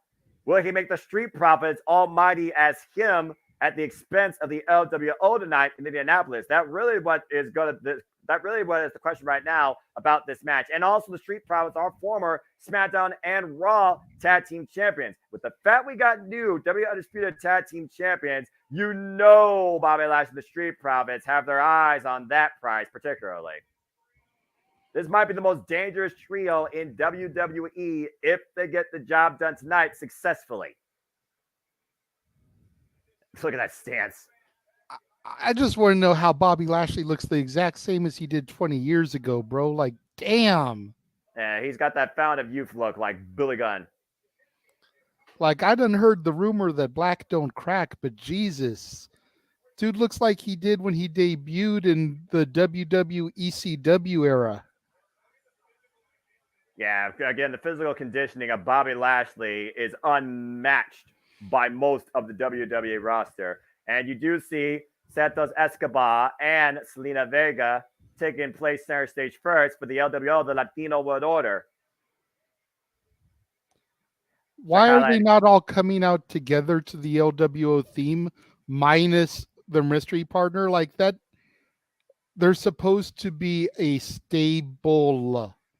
At the end of the day, Rey Mysterio still exceeds the LWO because Rey Mysterio is on their level, and I think that's what it comes down to. Like you said, Rey Mysterio, he is the leader, but you wonder if we're going to get a changing of the guard sooner rather than later. But there you see that stance, Latino World Order, Rey Mysterio, Santos Escobar, and Selena Vega. Selena Vega, who, of course, came home to Backlash in Puerto Rico, challenged Rhea Ripley for the WWE Women's Heavyweight Championship, and recently challenged Io Sky on SmackDown for the WWE World Heavyweight Championship, women's wise. The name conventions, folks, are fucking stupid. And again, it's very interesting, though, looking at this dynamic. I'm sure it's going to be an interesting dynamic for everybody that's a fan of the Dallas Cowboys and the San Francisco 49ers when Sunday Night Football takes center stage, 7 p.m. Eastern Standard Time. And for all your sports stats, please follow Statboy Sports Bar, of course, with Dory Lou. Tuesdays here regularly on the Multiverse Media. Again, I got two names in mind that I think Mysterio called out to. So unless it's one of those two, I don't know who else you got. Well, I think the obvious choice is Carlito, because if it had been Dragon Lee, he wouldn't have needed to make a call. Dragon Lee was there. And as we saw, Dragon Lee and Karen Grimes got the better of your boys in A-Town Down Under. Might be a new tag team rivalry developing here. Again, we see the amount of respect that Santos Escobar and Rey Mysterio have shown each other. Santos Escobar, who literally took off his mask in my NXT and calls himself the Emperor of Lucha Libre. It looks like it's going to be a 3-on-2 handicap situation. The bell's rung. Oh, I don't know. And they don't have a third person. Well, I mean, again, travel charges and airfare could play a factor here. Traffic. I'm wondering if they're going to pull a Bash at the Beach and have the third man come out at the last minute to make the save. Yeah, the trump card per se, or the code red button engaged. So that's right now engaged against Montez Ford. Again, it's a very weird dynamic here. Montez Ford, who also previously challenged for the United States Championship inside the Elimination Chamber this year in February, came very close, but Austin Theory, of course, was able to maintain his hold on the gold.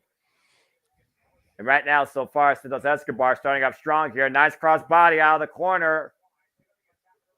Great staying on the attack early. Staying on the attack early, though, is a smart strategy. Try to end the match quickly is really what I think right now this looks like it could come down to. And Escobar would follow in. Montez Ford finds his way to the ropes. Oh, and catches him with a right. Don't appreciate your work until the bell rings and you got the winner's purse, bruv. Oh, great kick there from Santos. Santos Escobar, of course, formerly member and a tag team partner of the freaking Tony D'Angelo family NXT. And what the hell is this? Frankensteiner off the top, though. Great move there, jumping to catch Tez. Bobby Lashley bringing it up. He got some freaking flyer miles on that one, JJ. Take a look at this. God. We all know the hops that Montez Ford had, but didn't know he could fly. Nice chop block, though, on the Tad Angelo Dawkins, the power player of the Street Profits. Tad to Bobby Lashley. It's one of those things that I'd never expected Bobby Lashley to take the role of MVP, managing his own version of a Hurt Business. But investing in the Street Profits, I think, is a very smart strategy for him and for those two men in the long run, JJ. Like you said, Bobby Lashley's been world champion, and the Street Profits are one of the most recognized and respected tag teams right now in WWE. Definitely one of the most dynamic. There's a lot that Bobby Lashley could use here, not only to his advantage, but for the Street Profits progression in WWE. We even said, does Montez Ford have the potential to be a single star? Absolutely. You know, it always seemed weird for me to see Bobby Lashley play underling to MVP in the Hurt Business anyways. Oh, my God. You know, I always thought that Bobby should have been bigger than that, better than that. Oh! So to see him kind of take the knowledge that MVP imparted on him and bring it to this new stable, the almighty Street Profits, if you will, I think it's a great move. And the $1 million question is Lashley going to keep it a trio, or is he looking for further expansion? Also, to your point, let's not forget who Montez Ford is connected with, one EST who is taking time off for the time being. Oh, Escobar with the drop kick. Santos with the hot tag to Rey Mysterio. Rey Mysterio finally coming to play, our current WWE United States champion. Nice takeover to Harris, to Angelo Dawkins. Cheap shot to Montez Ford, takes him off the apron. The smallest player with the biggest heart in the game. He is the guy that redefined what you could do at WWE under Lucha Libre, no matter your size. They always call him the biggest little man in professional wrestling. And that still holds up. WWE Hall of Famer. Blind tackle by Bobby Lashley. No favor Mysterio's aware of it. Your call cannot be completed as dialed. Please hang up and try again. Oh, God! And he slammed the receiver on the floor. The receiver being Rey Mysterio's spine. What's the area code for Indianapolis? Someone give me a fact on that. Take a look at the replay here. Like you said, doo-doo-doo. Oh, man. Cheap shot. And right there, followed up with Bobby Lashley dropping Rey Mysterio on the floor hard. Now Mysterio right now in the ring with the almighty Bobby Lashley. Zelina trying to keep her people hyped there. Well, like you said, though, Shakala aside, which I know she still has, it's still a 3-on-2 situation. And the power of Bobby Lashley taking control in this match. Oh, God. Face first down goes Rey Mysterio. Noah, Yes. that move Lashley just did was my old finisher. Really? Really? Oh, maybe he's looking at your work. Whoa! Standing frog splash. You ever did that cover too? Really? Seriously, Jeff, that was my old finisher. What you call it? I'm trying to remember. It's been so long. I think I called it the death sentence. Was that- so far? Yeah, when you were the prisoner, it was called the death sentence. Yeah. It was either that or it was lockdown. I forget which one was the name for that one. I had a couple of different That's true. You did. That's signature and fair. finishers. That's It was fair. either the death sentence or it was lockdown. But either way, yeah. Set him up between the legs, flip him onto your shoulders in the Dominator position, just like he did. Dominator used to be an old Lashley finisher. Yeah. And then spin him into like a DDT, dropping him face first, just like he did. That was my old finisher. However you label it, it's called an owie. Right? Well, call it whatever you want. I call it effective. As right now, the Street Profits and Yeah, Bobby that Lashley too. have isolated the United States champion in their corner. Whoa. Big right. Great by Angelo triple Dawkins. teamwork there by the almighty Street Profits. There you Rey go. Mysterio just getting goozled by Lashley now. You trying to get them merch ideas, JJ, at this point? I've heard a couple people online call him that already, so I'm just running with it. It works. Might as well. It flows nicely. Yeah, I mean, I can get behind that. That actually sounds like a good idea. But it's a good idea, though, is Rey Mysterio to get out of that corner and tag to Santos Escobar, who waits on the apron, as this truly has been, preferably, a 2-on-3 handicap match. So there you go, Walter. The almighty Street Profits. At least that's what I'm calling them. I mean, it makes sense. Like you said, combine the themes, take away the smoke, and bring in the thunder. Oof. Right now, Bobby Lashley. Thank you to my woman who overheard me. She said that it was lockdown. There you go. Oh, God. Shoulder first, and the still ring post. She would know. Now, She's one of the few that would, yeah, but just convenient that she overheard me talking about it. Hey, you know what? If no one, who else knows you better than your partner? Just saying. Who knows Exactly. Angelo Dawkins better than Montez Ford? And Bobby Lashley's learning about both men. Nice upkick by Rey Mysterio, pushing the Dawkins off. And Montez Ford takes Santos Escobar off the apron. Brilliant strategy, and throws him into the barricade. Interesting camera angle, too, because at first I thought Santos was backing away from Mysterio. And then the camera switched and I saw that Tez pulled him down. It's a laid up. Great move there by Zelina Vega. A Meteora behind Jessica Carr's back. Jessica Carr never saw it. And meanwhile, DDT by Rey Mysterio to Angelo Dawkins. Dawkins taking too many revelations on him before deciding to do what he wanted to do. Mysterio able to counter with that DDT there. You wonder if someone's going to read Angelo Dawkins' last rights. Montez Ford being a man of the Bible. Praise the Lord. Although I do wonder if there's going to be a revelation by Bobby Lashley at the end of this and whether or not he thinks the Street Profits are worth their smoke. And again, Rey Mysterio looking for a partner to tag, and there is nobody there. I don't know, Matthew. I like McRiddles.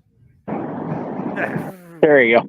All I know is we need to start a separate super chat fund to get Walter a giant keyboard so he can stop having all these poor typos. Like it's like big giant letters.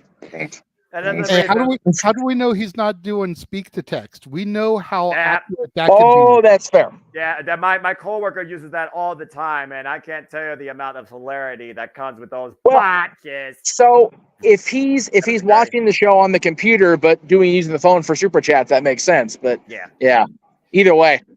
Autocorrect is a bitch. That's all I gotta say about that. Either way, every single type of text I know, and my simple friends needs. I spit in the face of people who don't. Nice. Cool. He found there he Puerto is. Rico in Indianapolis. Carlito. The backup has arrived, and the LWO has just gotten a lot cooler. Carlito with his arm extended, Rey with the hot tag, and here he comes. There's the chance picked up. Carlito's back in the WWE ring, taking on the Street Profits. Montez Ford particularly. Irish whip, Verslow, Irish whip. Carlito sent into the corner. Cheap shot of Bobby Lashley. Carlito finds back against the world. Montez Ford hits nothing but turnbuckle. And right now, again, Bobby Lashley, no stranger, by the way, to Carlito, for those that watch him. Beautiful Drop kick. by Carly. Yeah, no. That is cool. I like this. And O'Dogga's coming to play, though, not legal. Clothesline over the top to the floor. And Rey Mysterio in his own. Anton taking him down by Mysterio. Carlito left alone in the ring. Bobby Lashley just took out Rey Mysterio, though. And meanwhile, Santos picked out Lashley. Jesus, what a tope sucia. On the rope, through by Montez Ford. Whipping his Guri. Carlito ducks underneath. But Backcracker. Backstabber. One, Vintage cover. two, three. That's Carlito a cool win gets for the the win. LWO. Whoa. You called it, JJ. Carlito making sure the LWO remain victorious tonight over the Street Profits and Bobby Lashley. And once again, the LWO stays on top of the world. Rey Mysterio says that's behind Carlito with the victory tonight at Fastlane. Now that's cool. That is pretty cool. Let's take a replay here. What a moment here. What a pop. That's pretty darn cool. No Apple included, though, unfortunately. I agree, Walter. I'm not feeling the new theme song. He should have used the classic. Yeah, but at least for the return, because everybody would recognize it. Yeah. But yeah, great. Awesome seeing Carlito back in the ring. And he won it with the backstabber. The original innovator of a backbreaker, where that move did win matches. Walter Carlito. with the $2 super chat saying, no excuse, it's just fat fingers. Well, at least you're honest. Well, right. But what I'm saying is, if you get the fat fingers to overcome, you just get you a big giant ass keyboard attachment. You don't have to worry about that. Yeah, that's true. Well, again, talk about getting. I'm just being a dick. Whatever. Well, it's all good. At the end of the day, we just saw something cool. So you know what? Nothing else matters right now. Carlito comes back and wins for the LWO. What the? Oh, Jesus. Here we go with the shameless promotions. Cole and Graves just got Pizza Hut delivered to the announce booth. They're not even in Chicago. Jesus so, I mean, Christ. Well, you get hungry during the job. Hey, Xavier Woods also presents Pizza Hut. Are we seriously endorsement guy? Are we criticizing for shameless shills on this channel, really, Jay? You know what? When they sponsor matches and take away from the match with this shit, then yes, absolutely. Yeah, this is not We professional. shameless shill at the end of a show. That's fair. They shameless shill during matches. Shall we not forget about the Cinnamon Toast Crunch match? Do we want to trigger JJ? The Someone Mountain super Dew chat. Pitch Black match. I'm just saying. I At least know. they waited till after the match for the delivery and didn't have the Pizza Hut dude come out while they were trying to call the action. I will give them that, but it's still fucking ridiculous. I love you, JJ. Well, I do too. What else is ridiculous sometimes is the amount of madness that we are going to see when they treat Saudi Arabia sometimes bigger than WrestleMania. The next time we cover WWE will be WWE Crown Jewel here on the JMN Multiverse Media. So stay tuned for more on that, folks. There's a glorified house show, but that's all right. No, you know what? I don't know if Jimmy and anyone I were will talking. I don't know if anyone will be saying that if Saudi Arabia gets electric. Well, I'll tell you what, if that happens, I will no longer call it a house show. You have my word. Till then, Anyway, you know what? Pizza is a great thing to have on weekends, and Saturday nights are all right for pizza and professional wrestling. Damn it. But I digress. On that front, I was telling you guys in the private chat, I need to actually bounce out of here. My battery is low, and it looks like people are starting to filter out of the crypt here in downtown Los Angeles. So once I return to Studio A, I will rejoin the chat room, rejoin the stream, and we will close out this stream live event. But for now, welcome back to Carlito, and good thing they got the win, or it could have been driving the huge wedge between the LWO. So we will see you guys as our go. God damn it! As our ghost says, we will see you all a little later. There you go. Absolutely, and we're revisiting right now the arrival of Jade Cargill during the pre-show. She walks away talking to Paul Levesque, Triple H. Should be really cool to see when she comes out as we get ready to move into the Triple Threat Women's Championship match. We're going to find out who stays in the fast lane with the WWE Women's Championship, as you alluded to. That bitch will definitely try and intercept whoever the winner is soon enough, as Asuka and Charlotte Flair look to dethrone the champion of the Sky, Io Sky. WWE Women's Championship triple threat match is up next. I don't know, Emmanuel. That generic ass music was horrible. Def Rebel sucks. Def Rebel has 5 out of 200 themes that actually matter, all right? CFOS gave me at least 25 I could think of. I'm just going to say it right now. Never in wrestling is music more fucking generic and piss poor on a global standpoint than WWE this day and age. Bite maybe think otherwise. Bring back Jim Johnson. Right? But I digress. Seeing Jade Cargill made me have to put my food down so I could talk about it again. Oh, Lord. And WWE just did the worst promotion they could do because they just did all that Pizza Hut shit. And Walter with a point. You want to look like Jade Cargill? Don't eat the Pizza Hut. Do you think Michael I'm Cole... just saying, you say the way that she is jacked, ripped, muscles upon muscles. That's the last thing on Michael Cole and Corey Graves' mind. I guarantee you. But Walter makes a damn good point. If you are envious of the way that Jade Cargill looks, then maybe you shouldn't be eating the Pizza Hut they just advertised.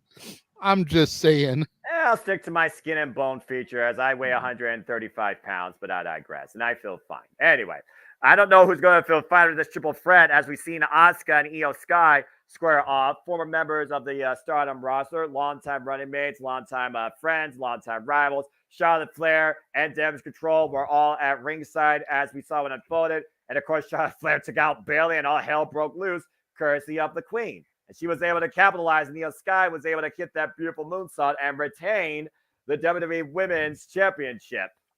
Again, we saw Io Sky win the championship. I saw it live at SummerSlam after Bianca Belair surprised the hell of everybody, beating Asuka and Charlotte Flair for the title, pinning Asuka. But Io Sky capitalized on a bad injury, it seemed, and pinned the EST. Now, Io Sky has reigned as champion, but Charlotte Flair once again reminding everybody why she is the queen. And also, she was never pinned. And at this point, it's always been the better of Bayley, and Bayley heard enough of it. Then out came Asuka, who, might I add, Asuka and Charlotte Flair are former WWE Women's Tag Team Champions. You can say what you will about these two when it comes to the long history, but there's tremendous respect there, as Charlotte Flair is the one that beat Asuka and broke her undefeated streak. Back at WrestleMania 34, it was Bayley that decided to make this match a triple threat. At the end of the day, I wonder, did she help her friend, or did she cost her even more?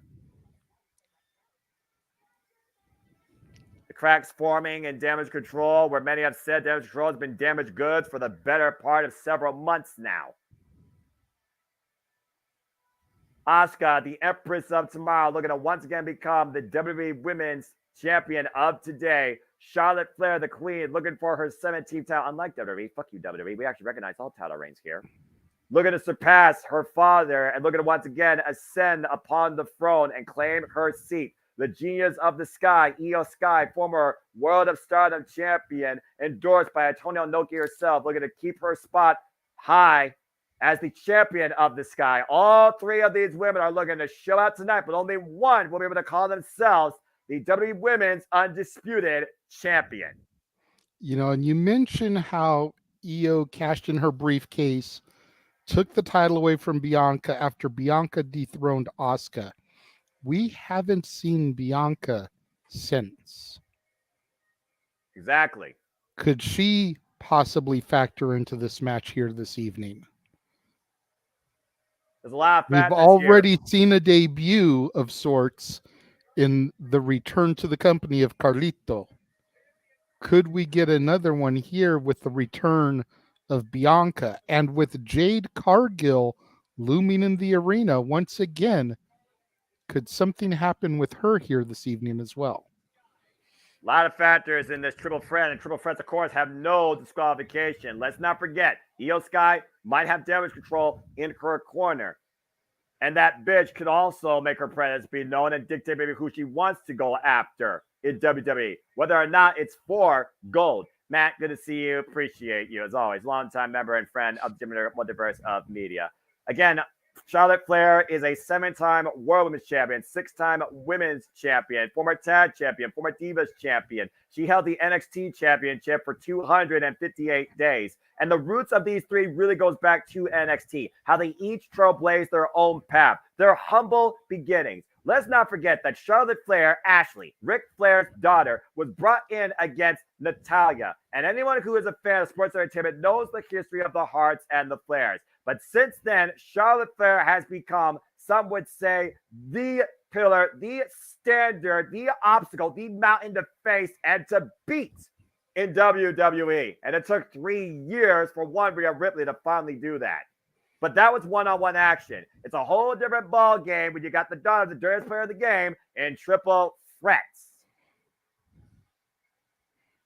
And here comes the Empress of Tomorrow and the former undefeated NXT Women's Champion of 510 days, a former 3-time tag team champion, 1 time with Kyrie, 1 time with Flair, 2 times with Kyrie, excuse me, 1 time with Flair. We know Kyrie Sane could also be sailing her way to WWE.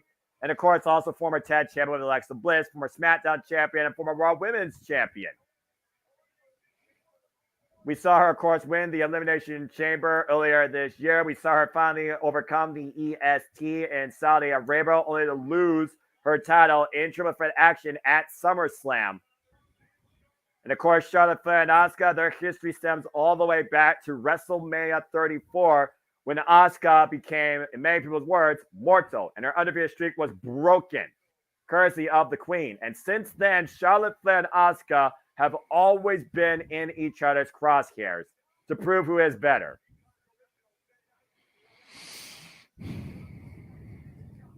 I don't know, JJ. It's one of those things, like I said, in triple threats, you got a buffer, you got a fall person. And right now, I'm looking at Charlotte Flair and Io Sky being further on point in the saga for this title. It just comes down to who leaves it tonight. Speaking of which, here comes the champion of the Sky herself, Io Sky.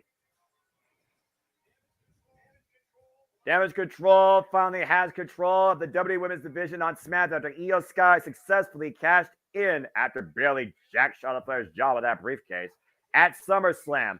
So far with 2 successful defenses against Asuka and Zelina Vega. Io Sky, former NXT Women's Champion for 304 days. Currently in her run ever first time as Women's Champion for 64 days. And you notice Io Sky coming out solo. She told Bayley she wants to do this on her own, Noah. Is that a wise move? Yeah. Or is it going to backfire up against her with somebody the caliber of Charlotte Flair in the ring? Well, remember what Io Sky says.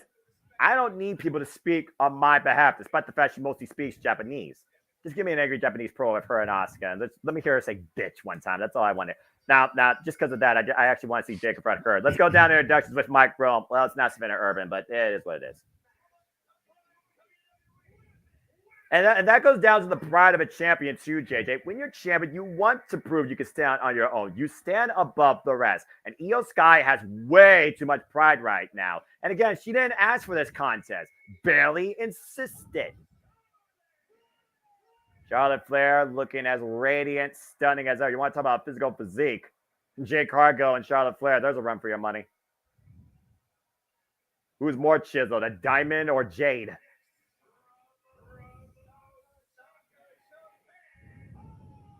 Asuka going back to her Japanese roots, great kabuki sorts, going back to her days as Kana. And let's not forget that mist could come into play here at any time.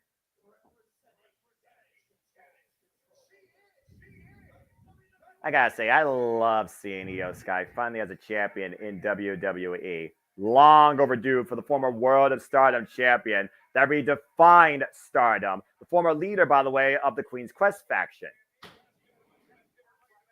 I love seeing her as champion too, but she almost seems like an afterthought in this match. Yeah. And again, that might be all she needs. Again, there's no champion's advantage. First pinfall submission in the ring. You are the WWE Women's Champion. The reigns are underway. Io Sky right now looking to shine on center stage here. Who's going to take advantage first? Again, will Charlotte Flair let Asuka and Io Sky play it out amongst themselves? Or will Charlotte Flair constantly keep herself in the equation? Triple threat is always a strategy. Pick your spot. Isolate your opponent. Oh, that missed immediately to the Queen's face. And she got all of it. And again, no disqualification. Oh, what a kick to the side of the head. And a cover by Asuka. And Io Sky breaks it up immediately. Well, that didn't take long. What the hell? And Again, sheer brilliance there from Asuka. Yeah, now the Queen's blind. Hard to wrestle when you can't see, JJ. That miss right in the face of Charlotte Flair. This has just become a one-on-one contest. But again, what does this do now right now with Asuka, with Io Sky, who've only made sure one other time in one-on-one action in WWE, more recently on SmackDown. Nice deep arm drag there at the Tiger Feint kick in the ropes. Good deep arm drag there by our champion, Asuka and Io Sky right now. I seriously need to see Asuka, Io Sky, and Kairi Sane at Triple Threat. Thank you and good night. WWE, make me believe you care about women's wrestling again. Thank you. Hashtag WWE FASTLANE trending worldwide as Charlotte Flair right now is just trying to get clearer vision. And Asuka taking control of the champion with the armbar. Bring her down again to the mat. Might be looking for a cross arm breaker. Again, it was the miss that helped Asuka win the championship against your girl, the EST. And she didn't spray in her eyes. She gouged her eyes with it. Decking and dousing her fingers with it. Just ripped down in the mat there. Get the camera off of Charlotte. There are two women in the ring trying to compete. I don't care about the blonde Barbie who can't see. Damn. Io Sky right now. Great back elbow there by the champion to Asuka. Off the second rope. With the moonsault. Asuka though off the second rope. Big missile drop kick. And float up like an accordion. And Asuka right now taking control. But again, time is limited. Missed the kick. Meanwhile, the roll up by Io Sky gets a 2 count. Inside cradle. Small package by Asuka. Again, almost got her. Magistral. Very nice Maestro cradle. The roll up to the potato. Oh. Even Io thinks that should have been 3. I almost thought she had it there. 2.5 though, says referee Rudy Charles. Io Sky right now in control. Asuka though falls in with the back elbow strike. Oof. And again, Asuka will be part of NXT this coming Tuesday, taking on the prodigy Roxanne Perez. Boom! Nice kick. Because Asuka bringing in that kickboxing, that striking background. Oh, there's a boot by Charlotte Flair. And if you thought Charlotte Flair was freaking pissed off before that she's not champion, she's even more pissed off now to get the title. But will those emotions get the better of her? Oof. Could she end up getting disqualified? There's no disqualification in a triple threat, but she also could get rolled up out of nowhere. We know how dangerous the roll-up is. Big chop by Charlotte Flair. You can't have a Flair in a match without a chop. I'm just saying. It's not wrestling unless you have a chop. The Woos ran out of Indianapolis. That's fair. And like Bobby Heenan said, you got to be fair to Flair. Well, the fair and Flair in the same sentence, though. I mean, that's probably an oxymoron.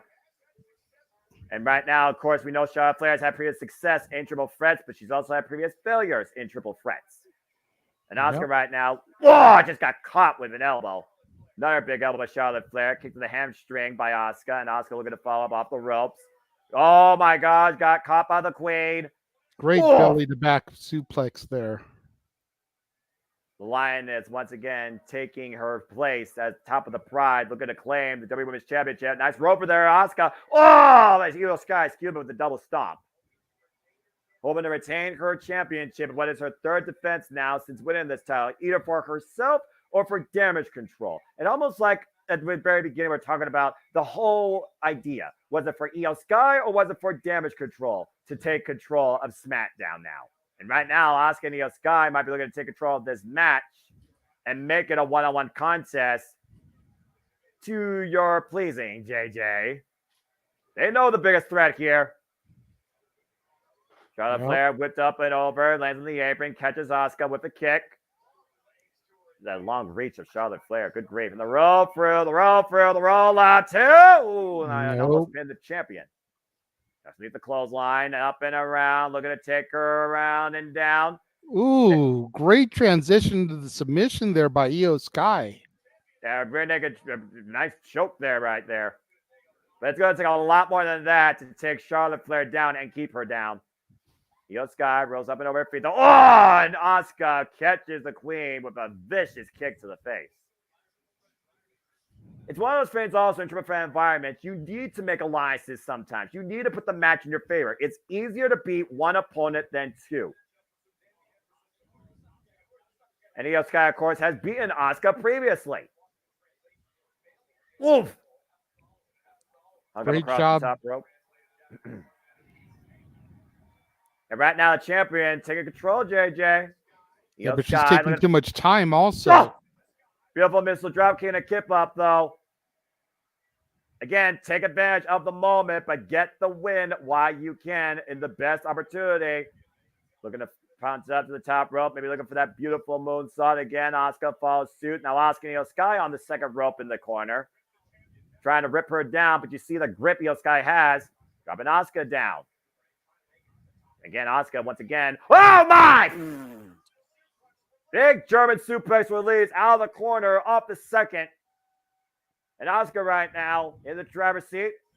Sliding kick is enough here. Hook in the near leg to McGay. No! Looking to become a 5-time women's champion. Take a look at this, JJ. Whoa. Beautiful German there off the middle rope. Charlotte's trying to get back into things. She's ascending up to the top rope now. Uh-oh, and I don't think Asuka and Io Sky are aware of it. Now they are. They better let go of each other. They're going to both get both those the queen. Big double crossbody. Messy landing, though. Because you got more of Io Sky's knees and more of Asuka's mid-body. And you see the notion there by the queen. Yep, making it known what she's here for. Again, Flairs are champions. It runs in their family. It's in their DNA. It's in their pedigree. Chopping him so much that she knocks him down with them. Oof. And now Charlotte Flair standing tall over both the champion and the other challenger. And the amount of familiarity, though, that Charlotte Flair has with Io Sky, though, might play the champion's advantage. But right now, what on earth is Charlotte Flair going for here? A double suplex? No way. Io and Asuka, though. For. No way to she count gets it. Incredible feat of strength by the queen. There's a reason, JJ, why Charlotte Flair is considered unmatched in WWE. Charlotte Flair right now picking her spot and possibly picking her opponent or her next victim. Runs into the boot by Asuka. Oh! Gets her with a kick. Sends her back towards the center. Io Sky going to follow in. Caught with the backbreaker. And face first in the top turnbuckle. And once again, Charlotte Flair is taking control of this match, getting the better of both her opponents. What she's looking for here, cartwheel. Clothesline! Double clothesline. Cover on Asuka. 2 again. 2 count only. And despite the fact that Io Sky is also down, I noticed she didn't go for the cover on her quite quickly either, but she's still remaining composed. She knows right now she's in control, but she hasn't done enough to win the title yet. Again, beautiful show that lets them there with the cartwheel into the double clothesline. Like it or not, JJ, that was 2.5 on Asuka. Yeah, unfortunately. Incredible night so far at WWE FASTLANE. That bitch is in the building, but that queen looking to regain her spot at the top. This is for the WWE Women's Championship. And Charlotte Flair right now has taken prime position in regaining the title on the top rope. And meanwhile, hyperextension on the top rope. Now Asuka looking to take advantage with a waist lock. Might be looking for a German suplex or a takedown. Charlotte Flair again, though, grabs the second rope. Now Asuka, sunset flip by Io Sky. The roll up on Asuka to regain. And meanwhile, broken up by Charlotte. And momentarily right now, nice jackknife cover by Io Sky. Reversed by Asuka. 2. Not yet. Quick pinfalls here. A pinfall could happen at any time right now. Asuka right now with the hip attack, catching Charlotte Flair impromptu. Once again, making a 1-1 match. Io Sky falling in, though. Io catches the boot. Forearm shiver. And again, folks, you want to dictate the conversation, so you can dictate. And for results, please follow the ticker at the bottom. We appreciate all of you here at the WWE Multiverse of Media. Please like, subscribe, comment, tell a friend. Super chat, super sticker. It's as simple as that. Whoa, my! What a throw into Charlotte Flair impromptu by Asuka. Io Sky turned that into a tope suicida and catches the queen on the dive. Great resourcefulness by Io Sky. Almost fell head first, though, on the floor, though. Oof. And another running kick by Asuka from the apron to the Queen. And Io Sky right now. Oof! Drops Asuka face first. Anyone's match here, JJ. Anyone's match right now. And Io Sky looking to fly here tonight in Indianapolis, despite the fact this city is known for grounded transportation. Off the second! Misses completely, it seemed, with that moonsault. She barely clipped Asuka. I think she caught her right arm, to your point, but just enough to take her off her feet. And meanwhile, Charlotte Flair, And Charlotte right now looking to ascend and show how it's done as only she can. Charlotte Flair to the top rope. Air Flair. And catches both of them on the landing. Take a look at this. The grace, the execution, and the impact got all of the challenger and the champion. Yep. Air Flair connected, taking out both other competitors, and now Asuka in the drop zone here. I wonder if you would trust Air Flair more than Delta, but that's a conversation for another day. Meanwhile, Charlotte Flair might be looking again for that move. And Asuka drives her down. Face first, the top turnbuckle. And right now, it's a one-on-one match, like I said. And right now, runs into a boot of Charlotte Flair. Io Sky, though, might be picking her spot. She might be playing the smart strategy. And will Charlotte Flair and Asuka forget about that? Asuka's down right now, though. And again, Charlotte Flair going to the top rope. And Io Sky, Shote! Nice pop-up uppercut there. Shades of Jushin Thunder Liger.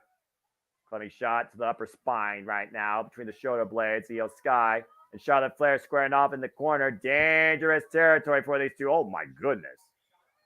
That chop bending Io Sky backwards on top of that ring post. That's for once a good thing. That ring post has a big top base. And what does Charlotte have in mind here? Lifting Charlotte Flair.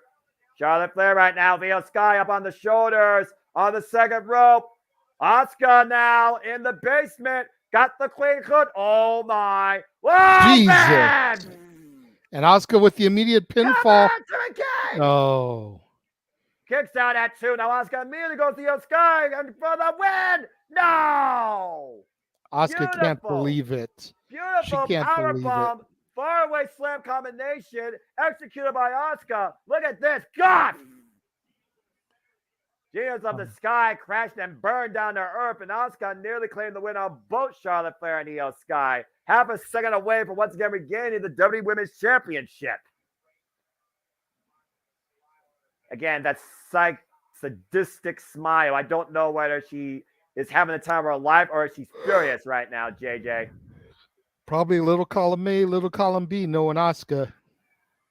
Again, she always says no one's ready for Asuka. Is she ready for both Charlotte Flair and Io Sky tonight at Fastlane? Now Asuka looking to take Charlotte Flair down. Looking for the armbar.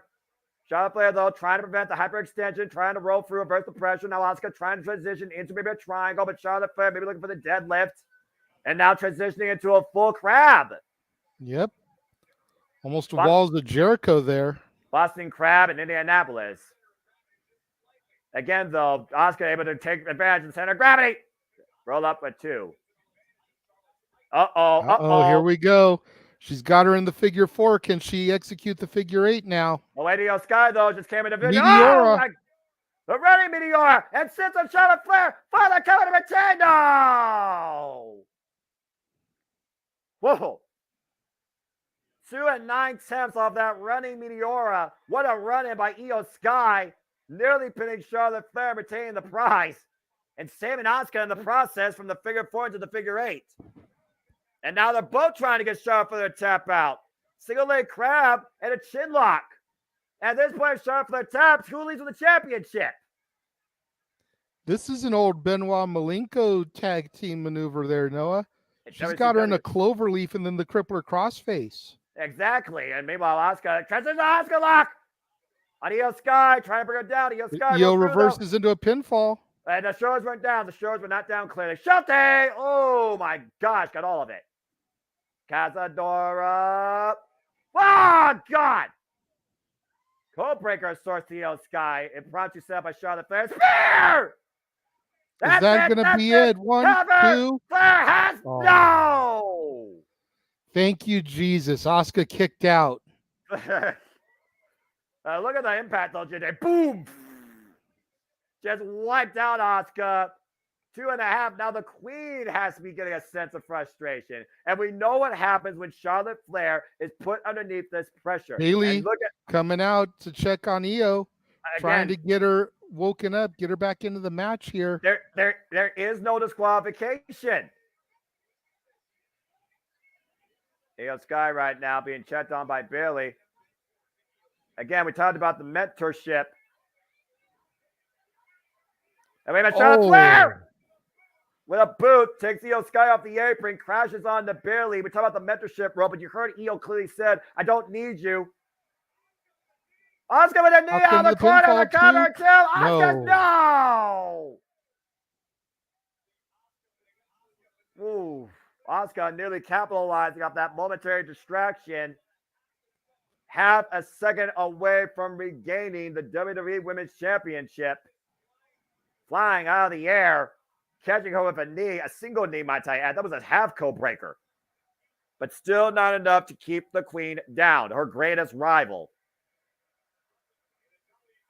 WWE fans appreciate what these women are bringing for us here at Fastlane. Absolutely great women's wrestling. And looking for the Asuka lock. Charlotte Flair rolls through. Now looking for the figure four once again on Asuka, center of the ring.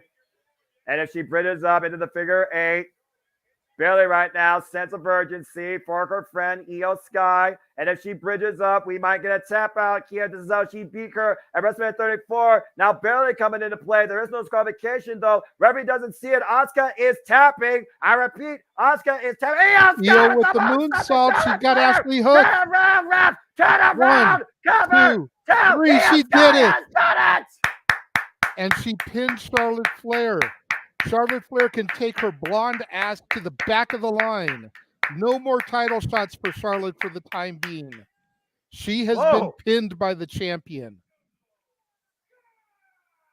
Damage Control plays Damage Control tonight and make sure Io Sky still retains the WWE Women's Championship. Io Sky flies, pinning Charlotte Flair. Io Sky is still the WWE Women's Champion. Io Sky retaining one hell of a triple threat.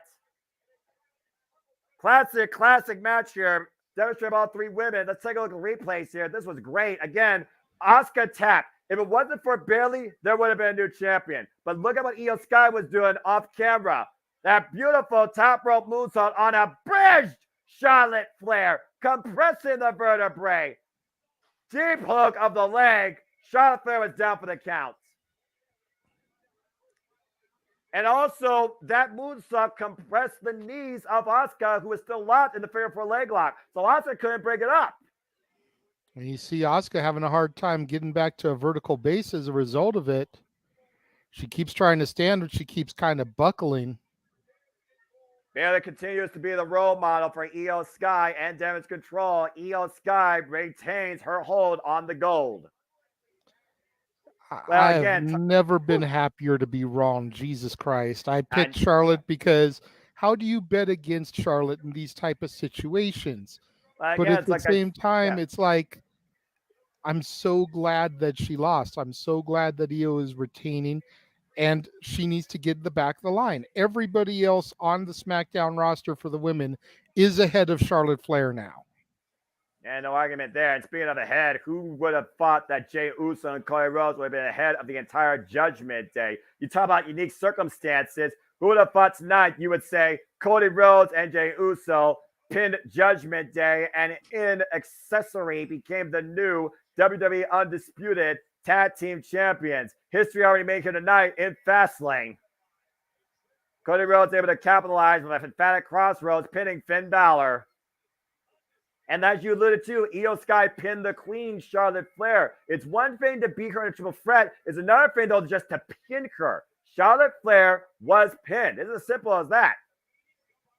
And, of course, immediately following Fastlane, there will be a press conference, and it will include the new WWE Undisputed Tag Team Champions, Cody Rhodes and Jey Uso. If Cody Rhodes' announcement at NXT is not a Dusty Rhodes Tag Team Classic, where the winner could potentially face these two for the titles, I dare you to tell me otherwise.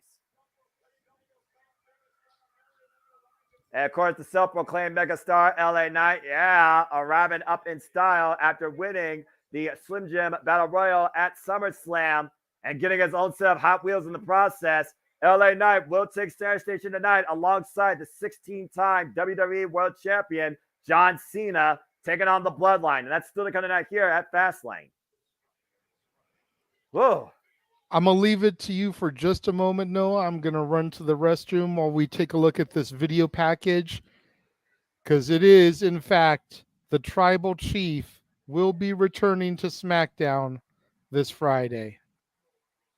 Acknowledge that if you wish, but also acknowledge the fact, folks, that again, we are happy to keep you covered here on all things wrestling here at the JMN Multiverse Media live watch events. Please subscribe, comment, tell a friend. Hope you're enjoying the reactions, commentary, and festivities. And again, donate to dictate. Super chat's as simple as that. Again, Fastlane comes to us from the home of the Indianapolis 500, Indianapolis, Indiana. And we've definitely seen a lot of changes in the pole position. But coming up next, we're going to see the greatest and the brightest tag together as John Cena and LA Knight tag alongside each other tonight to take on Jimmy Uso and Solo Sikoa of the Bloodline.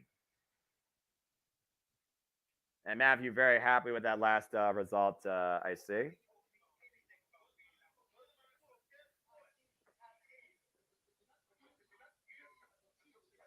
As we talked about here on the JMN Multiverse Media, since the events that transpired at SummerSlam, Jey Uso, of course, cost by his brother Jimmy Uso, and both brothers have gone their own ways.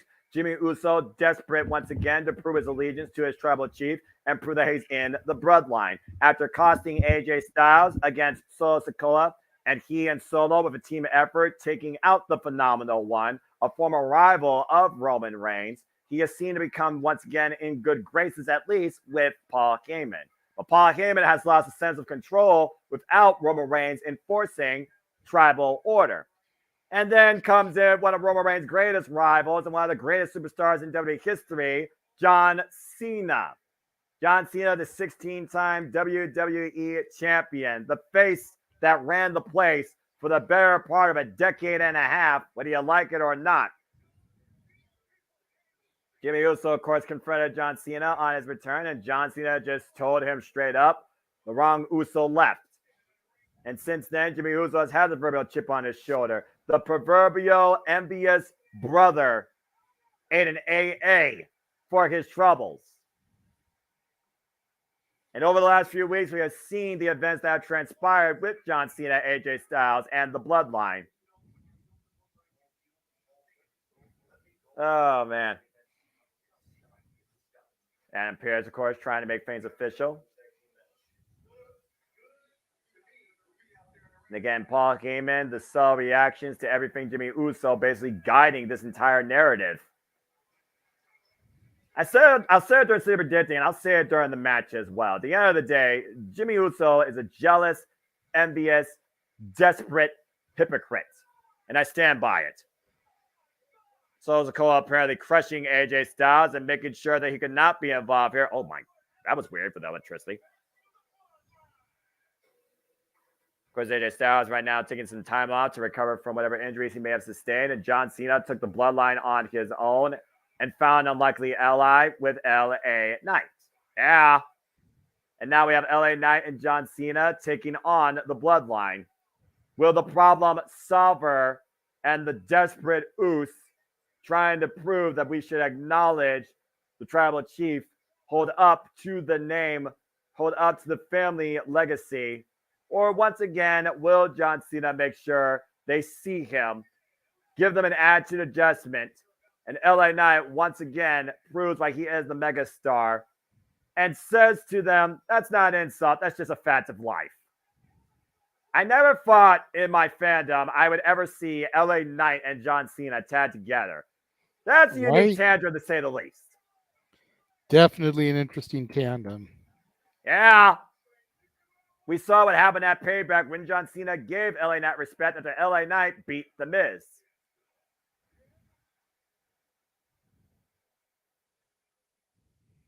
All right.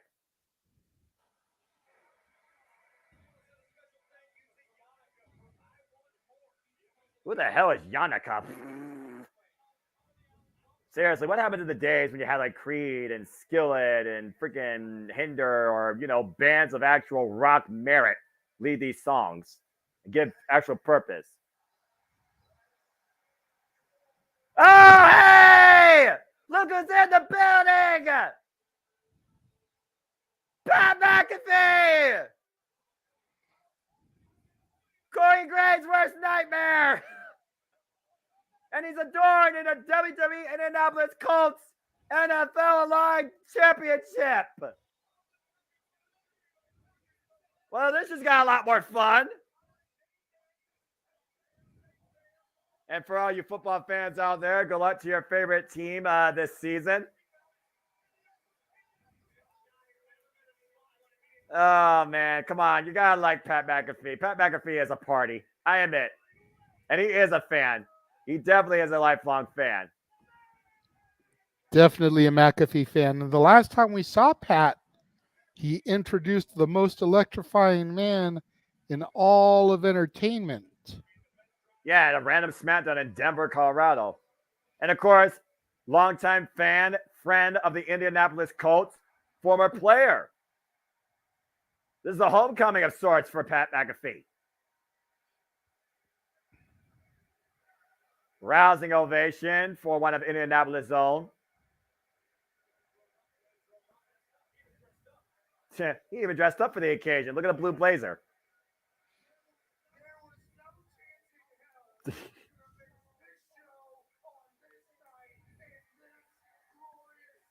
Yeah. Yeah, I agree. Yeah, Pat McAfee. Oh, man.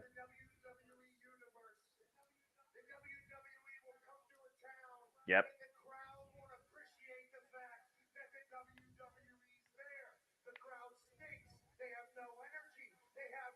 There have been some towns like that.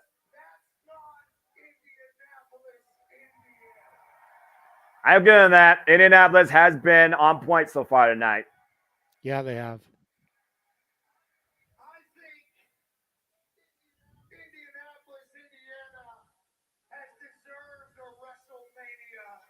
Wait, what? Wait. What are you trying to instigate here? Hold on. Indianapolis, Indiana deserves a WrestleMania. Let's not get crazy now.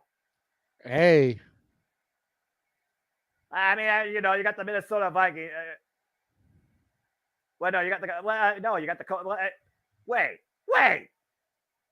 a second.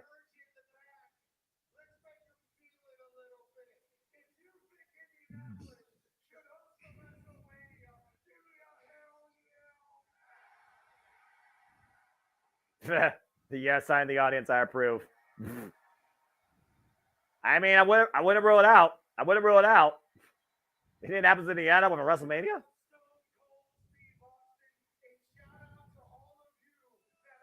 Indiana Pacers, yeah.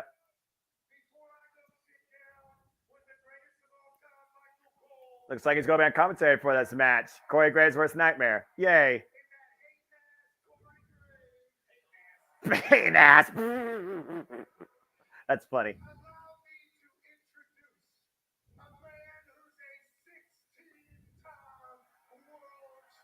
Well, if you're going to introduce some L.A. Knight. Yeah. That's a pretty damn good introduction, I'm not going to lie. That's a respectful introduction. Although I do kind of miss Tony Chimmel with his John Cena. Yeah, and Justin Roberts for that matter. Yep. And this guy, how fitting he comes to the land of hot rods and hot speed, being a motorhead. You see those stock cars on center stage. John Cena speeds his way into Indianapolis night at FASTLANE. First ballot WWE Hall of Famer. Give it, show the towel to Stu. Stu, I think, has been in WWE longer than John Cena has been alive. Right. A rousing ovation for the 16-time world champion, John Cena.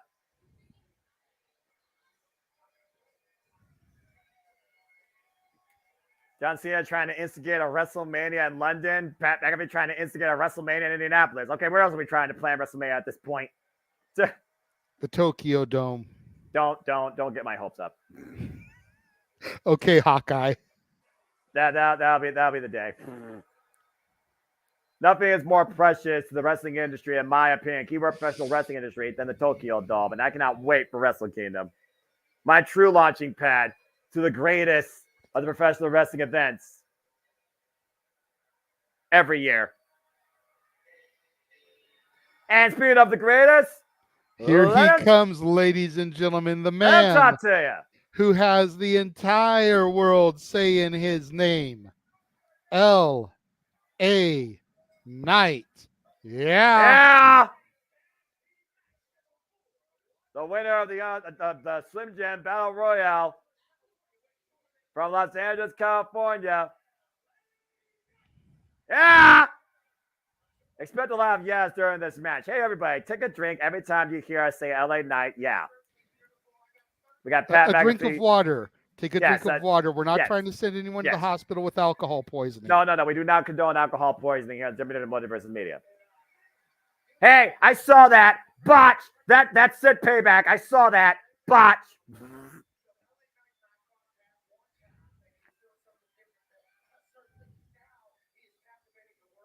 LA Knight that took the world by storm in WWE with his charismatic personality and his promo game. And here comes the biggest hit crit in WWE. I stand by it. Okay, am I the only one that finds it odd that Jimmy Uso, the one who's on SmackDown, the blue brand, has a red Tron, and main event Jey Uso, who's on Raw, the red brand, has a blue Tron? No, you're not the only one. Again, logic and WWE don't belong in the same sentence, but envious pricks do.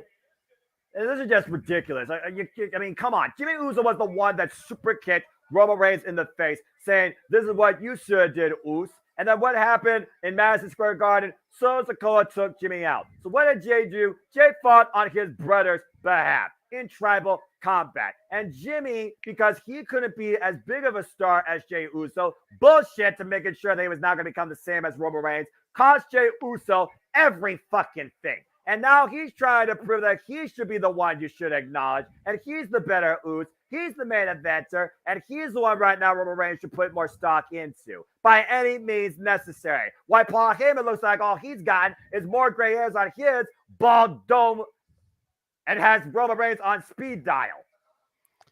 Yep. Jimmy Uso and Solo Sikoa, as you pointed out, accompanied to the ring by the wise man, Paul Heyman. And make sure y'all go back and check out the top 10 wrestling managers of all time that Jeff and I did this past Friday on The Dad's Not Always on Wrestling.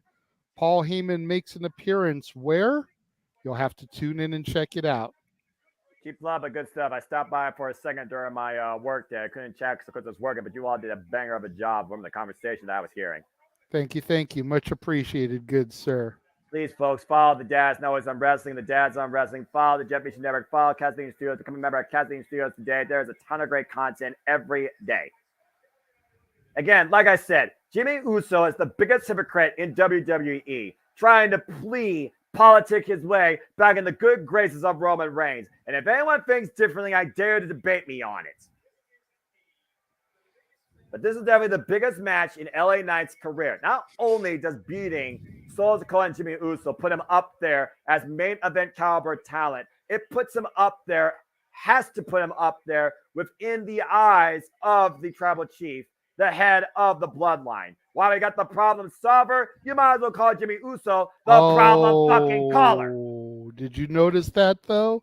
Yeah, I did. Jimmy put his hand out for a little bit of love from his baby brother, and Solo just went through the ropes, not even acknowledging Jimmy. Well, again, Solo Sikoa, he already says, I don't have brothers.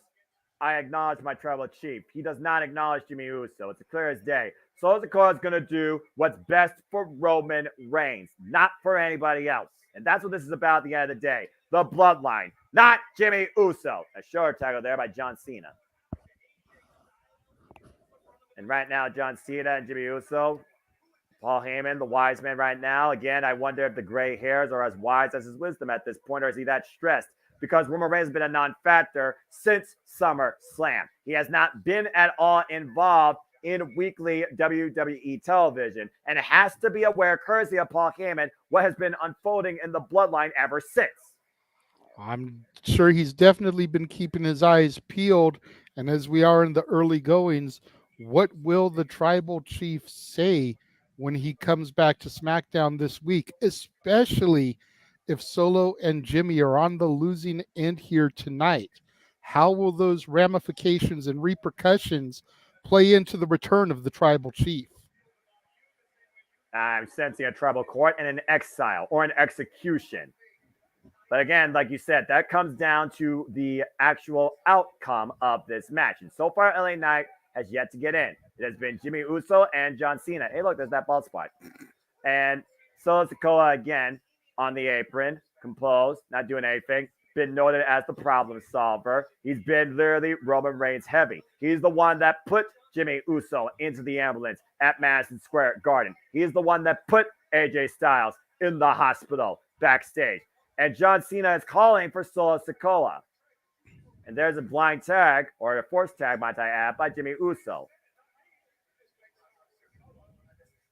And you see the treasured smile right now on Paul Heyman, the enforcer of the bloodline. Again, we see Solo Sikoa more so act on his own. Remember what Cody Rhodes said prior to WrestleMania? You think you're ready, you're not ready. How much does Solo Sikoa think he's ready right now that Roman Reigns has been basically gone for the most part? That's fair, and especially the fact that he is in there with the GOAT, as WWE calls him, John Cena. And John Cena right now, gets caught. Drops Cena. Solo Sikoa with shades of Umaga, one of John Cena's greatest rivals that John Cena overcame at the Royal Rumble in the early 2000s, last man standing, choking the man out and retaining the WWE Championship. Solo Sikoa, former NXT North American champion. And right now, John Cena just trying to get back to a vertical base. Solo Sikoa exercising his wheel. There's a tag to Jimmy Uso. And again, what Solo Sikoa does at this point will not be for Jimmy's good graces. It will be for the tribal chief's acknowledgement. And John Cena right now is in trouble and needs to make the tag. Again, we saw earlier, Jey Uso became a WWE Undisputed Tag Team Champion alongside Cody Rhodes. What do you think is going through Jimmy Uso's head with the fact that not only Jey won, but Jey once again is a Tag Team Champion? It's a good point. I mean, you got to wonder if Jimmy's looking to try and make a run for those belts now with Solo. We talked about all the time with tag team dynamics. You talk about Shawn Michaels and Mario Jannetty. You talk about Johnny Gargano and Tommaso Ciampa. You talk about, the betters of duos at times. What Cora Jade tried to do against Roxanne Perez. Jimmy Uso was always the older brother. He wanted to lead by example. Jey Uso said he always wanted to be like him. And at this point, I would say that Jey Uso has become a bigger star than Jimmy. And Jimmy can't stand it. John Cena dropped with a cheap shot by Solo Sikoa. Yeah, I definitely think that the acceptance is hard for Jimmy to swallow there.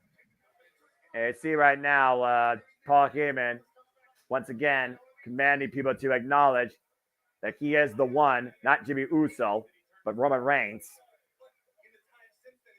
Solo Sikoa right now tapped back in. Body shot to John Cena, courtesy of Jimmy Uso. Jimmy Uso said, I never left the bloodline. As far as I'm concerned, I'm still bloodline. It's not like Bullet Club with your Bullet Club for life. It's not like the NWO with your LWO for life. As far as I'm concerned, Jimmy Uso was excommunicated from the bloodline. Period, point blank. That's exactly what I thought. I definitely thought he was excommunicado. He was on the outs. There was no redemption for him when it came to the tribal chief and the bloodline. But these last few weeks have definitely made me question that thought process. But again, Roman Reigns has not been present for any of this. Paul Heyman has, and Paul Heyman right now doesn't even know what to make of this. I gotta wonder what Roman Reigns and Paul Heyman have been speaking about on that stupid giant red iPhone with a bloodline freaking phone case now. Nice diamond headbutt there by Solo Sikoa. And again, they have isolated the 16-time world champion, John Cena. Now, is that just tag strategy, or is that the marching orders of Roman Reigns? Are they aware that John Cena right now poses the biggest threat to Roman Reigns once again? Is Crown Jewel just a foregone conclusion as he looked for that big attack in the corner and miss? And LA Knight right now stands waiting on the apron, has yet to get involved in this match. John Cena trying to reach out and crawl over for the tag. And right now, Jimmy Uso nowhere near his partner, but Jimmy Uso trying to run interception and does so. Great job by Jimmy Uso, despite the fact I still say he's WWE's biggest hypocrite. That should be his new tagline. That should be his new damn shirt. I was going to say, great veteran tag team instincts there by Jimmy. You know, Cena's definitely a vet in the business, but he's never really been a tag team specialist. No. This is Fastlane coming to us from Indianapolis, Indiana. Capacity crowd on hand. Tag team match currently taking place. John Cena and LA Knight taking on Jimmy Uso and Solo Sikoa of the Bloodline. Wiseman Paul Heyman in the corner. And right now, Cena literally just touching fingers, not quite a tag yet. He is right there, just mere inches away, but Jimmy Uso pulls him away. Again, great tag team veteran instincts by Jimmy Uso.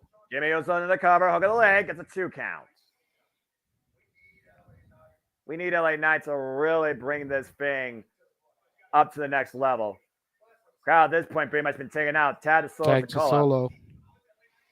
It's almost like Jimmy Uso is presenting him to Solo Sikoa. Again, Jimmy Uso trying to prove everything possible that I don't mind being Roman Reigns' bitch. I mean being back in the bloodline.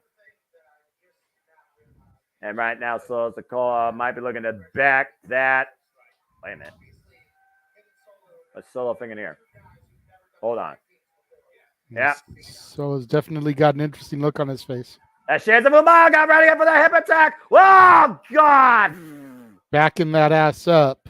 And he got all of it in John Cena. John Cena might not be able to see for the moment. And the expression on Heyman's face says it all. The expressions on Heyman's face says it all for the entire bloodline narrative, and I stand by that. Absolutely. And you asked earlier about what Heyman has been saying when he's been calling Roman and what Roman has been saying in return. I almost wonder if Roman has been telling him, let Jimmy think everything is okay. I'll handle him on my own. Yeah, but we've also seen shades of Solo Sikoa developing maybe his own personality. What if Solo Sikoa wants to be the one in that spot? What if he believes that he's ready? Or what if he wants to take it by force? Big headbutt there by John Cena, who is literally walking on spaghetti legs. Catches Solo, though, with a big body shot, though, trying to fight back. Big right to the side of the jaw. And another one. And John Cena trying to fight back off the ropes. Oh, God!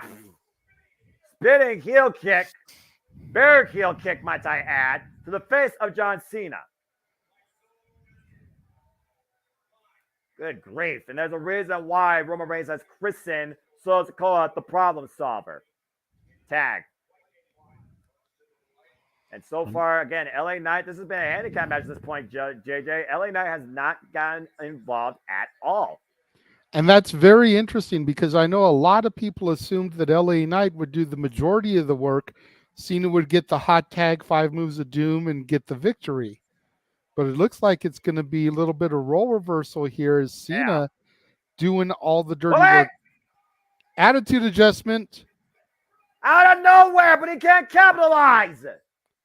Like I was going to say, looks like Cena's doing all the dirty work here, proving the fact that he does want to wrestle. Something that he said on SmackDown a few weeks ago, that he wanted to have matches. He wanted to perform again in the ring. So he's out there putting his body on the line, showing his hard work, his ring ethic, stuff that he's done for the better part of the last 20 years. Since 2003, John Cena has been the prototype of a top star in WWE, and LA Knight is right there. Cena crawling his way, and Solo with a cheap shot takes LA Knight off the apron. and keeps John Cena's freedom at bay. The enforcer of the bloodline enforcing tribal will against John Cena. Big headbutt to Cena. LA Knight getting frustrated here. Again, the referee explaining that, again, you cannot be involved unless the tag is in play. And again, Paul Heyman right now, is he literally leaving a message or talking with the tribal chief? He might be doing play-by-play at this point. And again, figured everybody that's watching across all the platforms here, the JMN Multiverse Media, please like, subscribe, comment, tell a friend, as we always keep you in tune with all the biggest shows in wrestling, with the Jeopardy Network Live, watch a lot of events, tell your friends. All right, again, just compressing the chest of John Cena, sitting down on it. As fellow member of the Multiverse here and Open Mic Night panelist, the Rage of Wrestling, Walter Cruz says, follow us all, engage in our content, help us grow the communities, let's enjoy life and enjoy wrestling together. And right now, Solo Sikoa exercising his will once again, and John Cena just looking up at the lights. Solo Sikoa firmly in control for the bloodline on the second. Oh, and again. God. And now Solo goes for the covers, and enough here. The Knight almost broke it up, but John Cena got the shoulder up. The physical toll that John Cena has taken in this match, to your point, JJ, he wants to do matches. Well, he's getting his money's worth, or his body's worth, if you want to call it that, here tonight.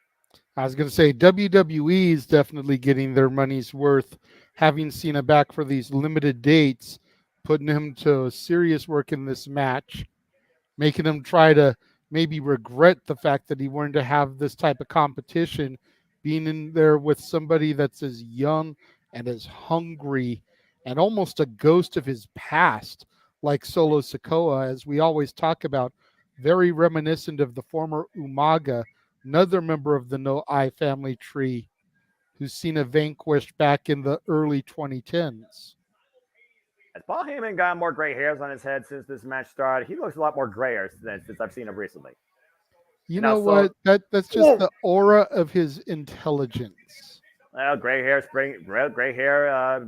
does speak wisdom, and he's got more than enough gray hairs on it. And right now, that counter by John Cena has offered a pinnacle moment once again to make the tag as Solo Sikoa checks his Samoans.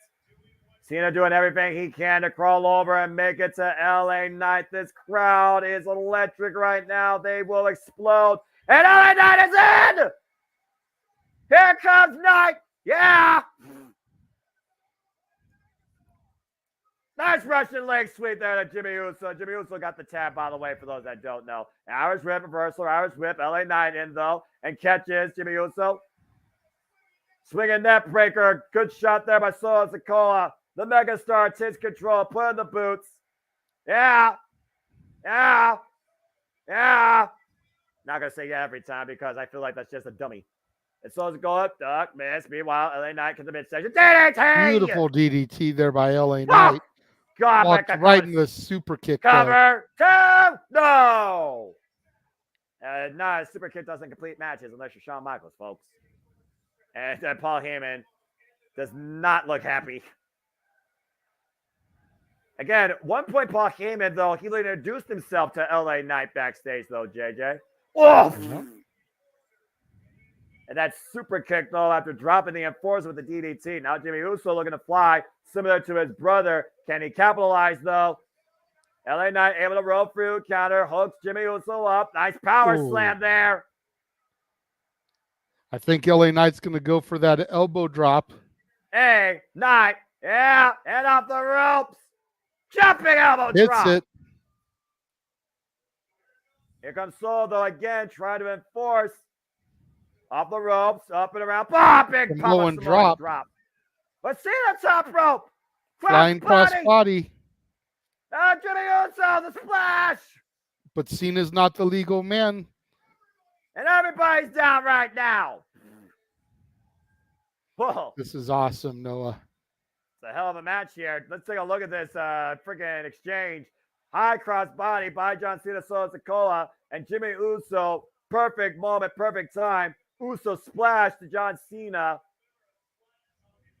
And all four men are down for now in Paul Heyman's disbelief.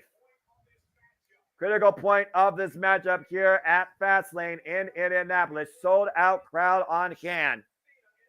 John Cena, LA Knight taking on the Bloodline. Jimmy Uso, Solo Sikoa.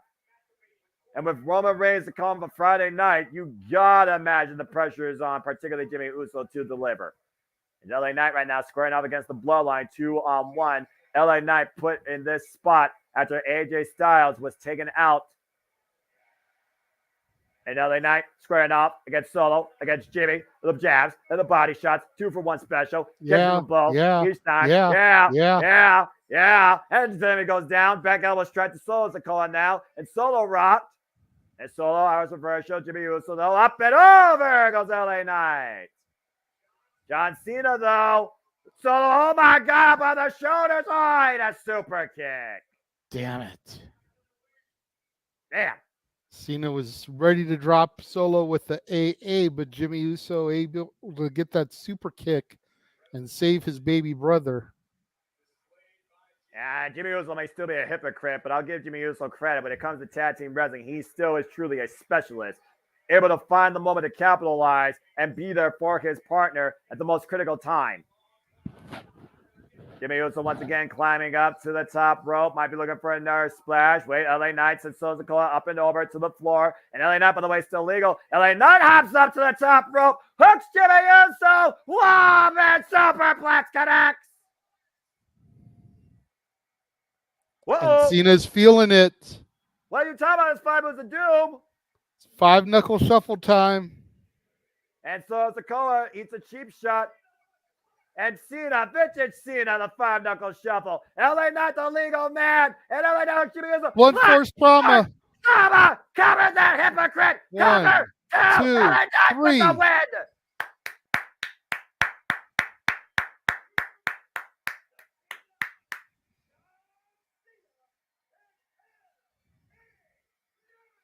Yeah. That win was so damn gratifying and justifying. Jimmy Uso gets his just desserts. And Paul Heyman can't believe it. The tribal chief Roman Reigns is going to have a lot to say come Friday night, courtesy of this victory here of John Cena and LA Knight. Yeah. Hey, wait a minute. What? No. I don't need that. Not about that. LA Knight show of respect to the true vet of the game, John Cena. From the greatest of all time to the greatest still to come in WWE, JJ. What a match, though. LA Knight hopping up like a cat to the top rope and hooking Jimmy Uso. Beautiful superplex. And off the 5-knuckle shuffle, Solo Sikoa trying to intercept and got caught. And then LA Knight with the BFT for the 1, 2, 3. Yeah. The hottest superstar today in WWE wins tonight at WWE FASTLANE alongside John Cena, LA Knight. Yeah. Paul Heyman, I don't hear everything, but I just heard Paul Heyman said we may have a problem. Problem solver unable to solve a problem tonight that may have just developed even further. Good win, though, tonight. Congratulations to John Cena and LA Knight. Yeah. Oy. All right. Now I can breathe for a moment. Look, I'm not going to lie. Like I said, Jimmy Uso, he is what he is, and he proved it tonight. So I hope Friday night he gets his just due. Hey, it just goes to show you pay for your sins. And at the end of the day, Jimmy Uso was the dummy. Yeah. Oh, man. I needed that. That was good. Yes, it was. All right. Let's see what we got here. Matthew with that. Yeah. Walter with that. Yeah. The biggest win of LA Knight's career yet. Yeah. All right. Stop saying yeah in the comments because you're going to make me say it until we get to our freaking next match, which I believe the only match left is right now the main event known. And again, I hope people have been enjoying the conversation, enjoying the reactions and the commentary, courtesy of me and JJ, where it's me, JJ, Jeff, Datsila. We are happy to engage and connect with you all here at the WWE Multiverse Mia for all live watch-along events as we go backstage to a very distraught Judgment Day. Uh-oh. Not going home empty-handed. Whoa. Damian Priest will not be denied.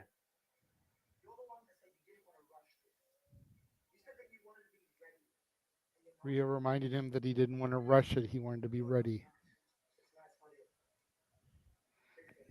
Rhea saying tonight's not the night and asking for Priest's briefcase. So Rhea Ripley is the holder of the briefcase.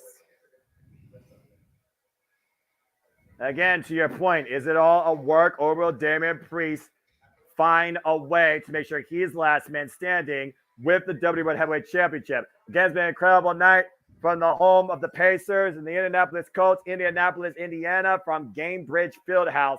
We've had new tag team champions. We got Jimmy Uso getting his just desserts. We found Io Sky was able to surpass the Queen. And, of course, we still have our main event tonight. We got the Clan McMahon and, of course, the Indiana in the audience here. That's pretty cool. One of those NFL WWE Championship belts. Again, Stack Soul Monday Night Raw, JJ. Your NXT title will be on the line for the women's division as Tegan Knox finally gets her shot against the man Becky Lynch after it was supposed to happen last week, but due to a sickness, that was not meant to be. And also to happen on Monday Night Raw, we will also have Kofi Kingston taking on Ivar in a Viking Rules match after what happened with Xavier Woods and the other Viking. I'm very curious what happens there. And Nia Jax will be back in action for her first time since returning, taking on Raquel Rodriguez. For the love of God, don't let Nia Jax win. And that will all take place and so much more from Omaha.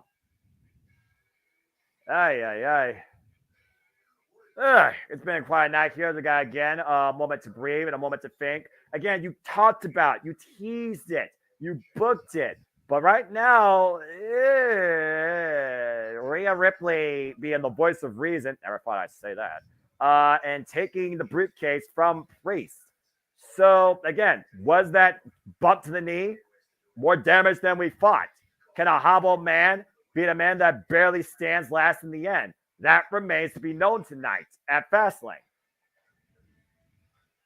We got a commercial break here for figures, for those that buy those. And again, the next time we come back here on the JMN Brothers and Mia to cover WWE content, it will be where it feels like it may be the big time and jaw-dropping, explosive, impactful, and heart-stopping as we'll go across the world to the record-breaking, history-making venue and populace of Saudi Arabia for WWE Crown Jewel. And that will be Saturday, November 4th at 1 p.m. Eastern Standard Time, which means we'll be going on the air noon Eastern Standard Time for our pre-show. It's 9 Pacific. Jesus. And, of course, after the night, before Open Mic Night, Fastlane has its press conference. You see the stars that will be on hand, including the losers tonight of that tag match. The Bloodline, the Judgment Day. We'll have Shinsuke Nakamura, Seth Rollins. We'll have the LWO, Cody Rhodes, and the Street Profits and Bobby Lashley. And again, there's been a lot that's unfolded here, but it's still one last lap before we hit the finish line. And the finish line will be the last man standing. Seth freaking Rollins defends the title and his Bushido against Shinsuke Nakamura. It's the WWE Heavyweight Championship match, and it's last man standing. AJ, we talked about it. These two have been at each other for the better part of this year since before Payback. And it really came ahead in Shinsuke Nakamura's first ever WWE Premium Live event, main event. He was going to put Seth Rollins out of his misery. It is now known on both parties that Seth Rollins has been working with a compromised spine for the better part of 4 years. And somehow he was able to burn it down and provide Shinsuke Nakamura a good dose of payback and still come out the champion. But it didn't come without a receipt, as Shinsuke Nakamura exercised his will again. And he was the last man standing, even though he was the one in defeat. This has now caused Seth Rollins to push himself to test himself again against Shinsuke Nakamura and prove once and for all that he will be the last man standing. And at first, Shinsuke Nakamura said no. Why would anyone ever say no to a chance at the championship unless they had a plan?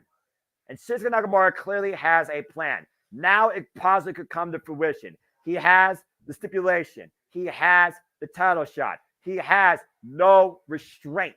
Anything goes. He can be as violent, as lethal, as back-breaking as possible. He dealt his hand, and Seth freaking Rollins bit. Now Shinsuke Nakamura has the greatest chance to finally become the WWE World Heavyweight Champion.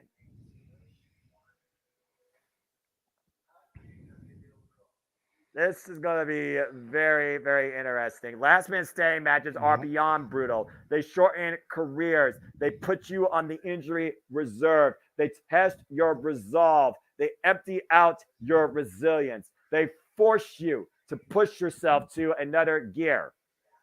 And Seth freaking Rollins has to do that tonight against Shinsuke Nakamura.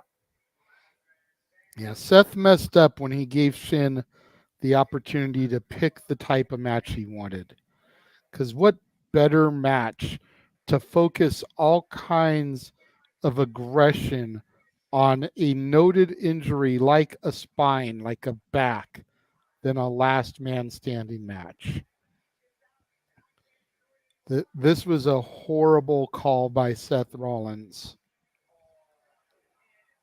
You heard Seth, though. He said at this point it doesn't matter because at the end of the day, I would have left it all out there. And until I leave it all out at the point I can't get up, I will do anything possible to make sure I am still Monday Night Rollins. And this attack by Shin on Raw this week, just so beautifully orchestrated. Seth distracted watching him on the Tron cut a promo, and Shinsuke coming into the ring from behind and just destroying Seth with a chair. Counting to 10, showing that Seth is beatable, that there are ways that he won't answer the count. Will Shin be able to orchestrate that master plan tonight is the $1 million question. Well, and I got to say, as much as I enjoyed seeing that bitch arrive in the arena more than once backstage, I'm surprised they haven't done more with her, not even an interview segment or something. remains to be seen. Maybe you'll get an exclusive. Here we go.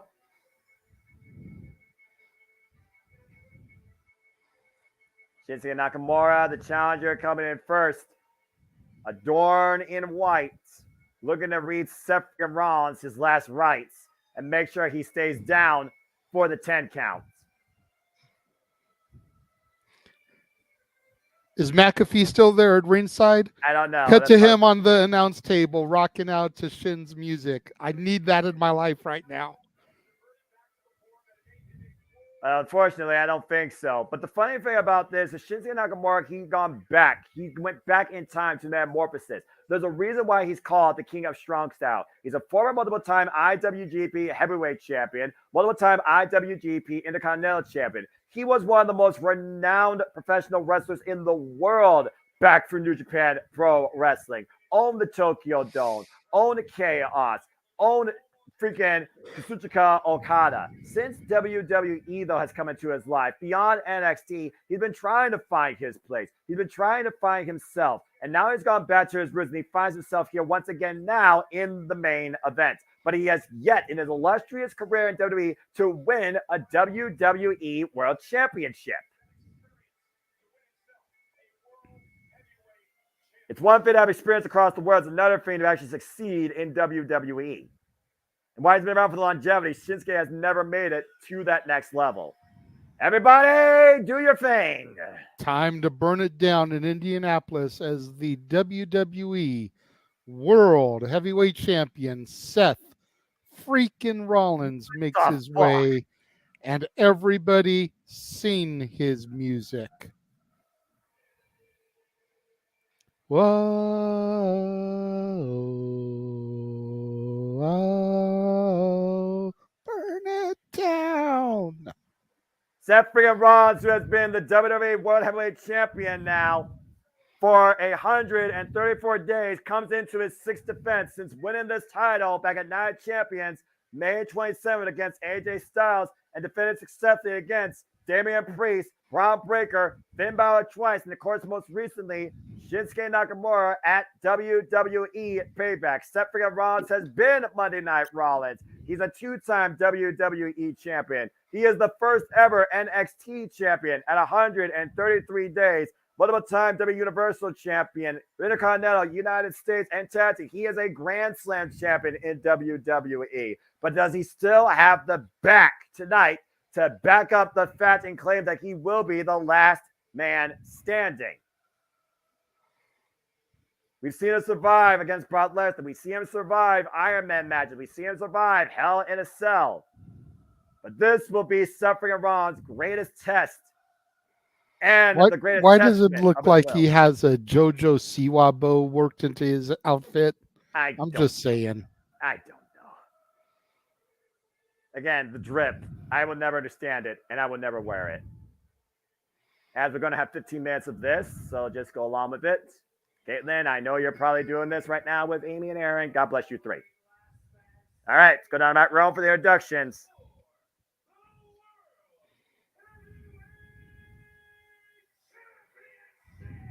The newly christened WWE Heavyweight Championship following the legacy built by the original Big Gold. Shinsuke Nakamura was NXT champion for 147 days combined. And besides that, the only other illustrious thing he's had is King of the Ring and I believe a United States Championship run.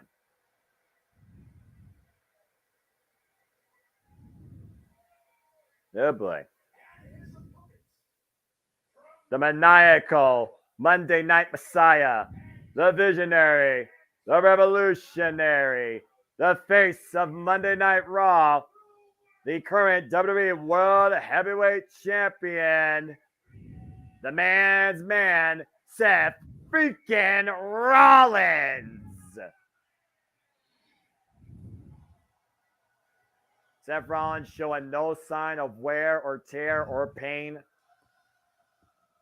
Composed and looks ready to go, but is he ready to hang against Shinsuke Nakamura in Last Man Standing, testing his Bushido, a code of honor, discipline.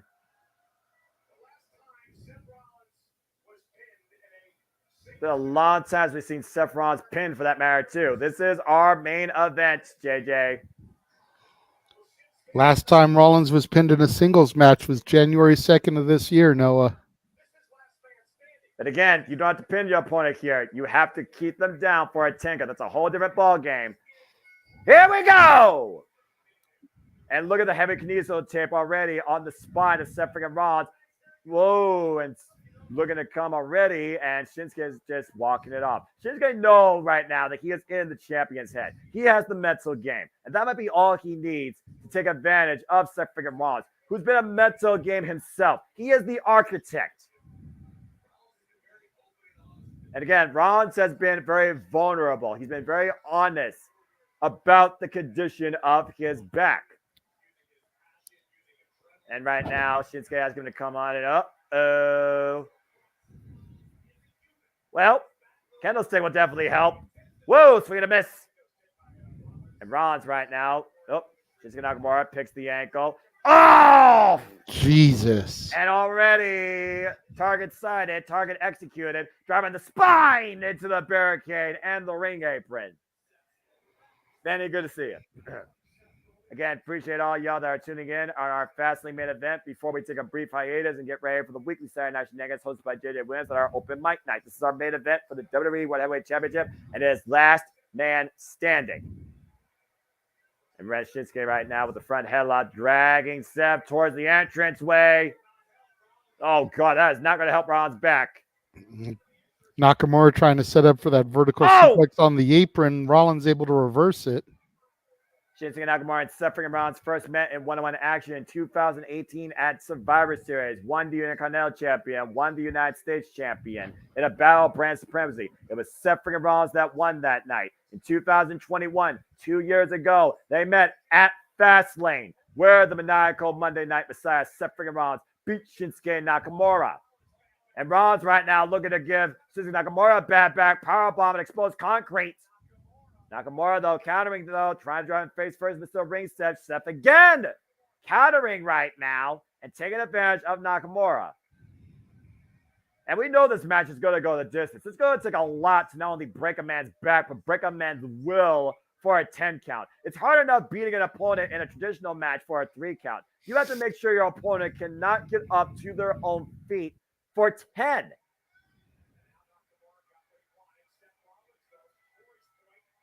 Seth Rollins right now with the steel steps in hand, JJ. With a very sinister smile on his face. We know how dangerous Seth can be when pushed to that degree.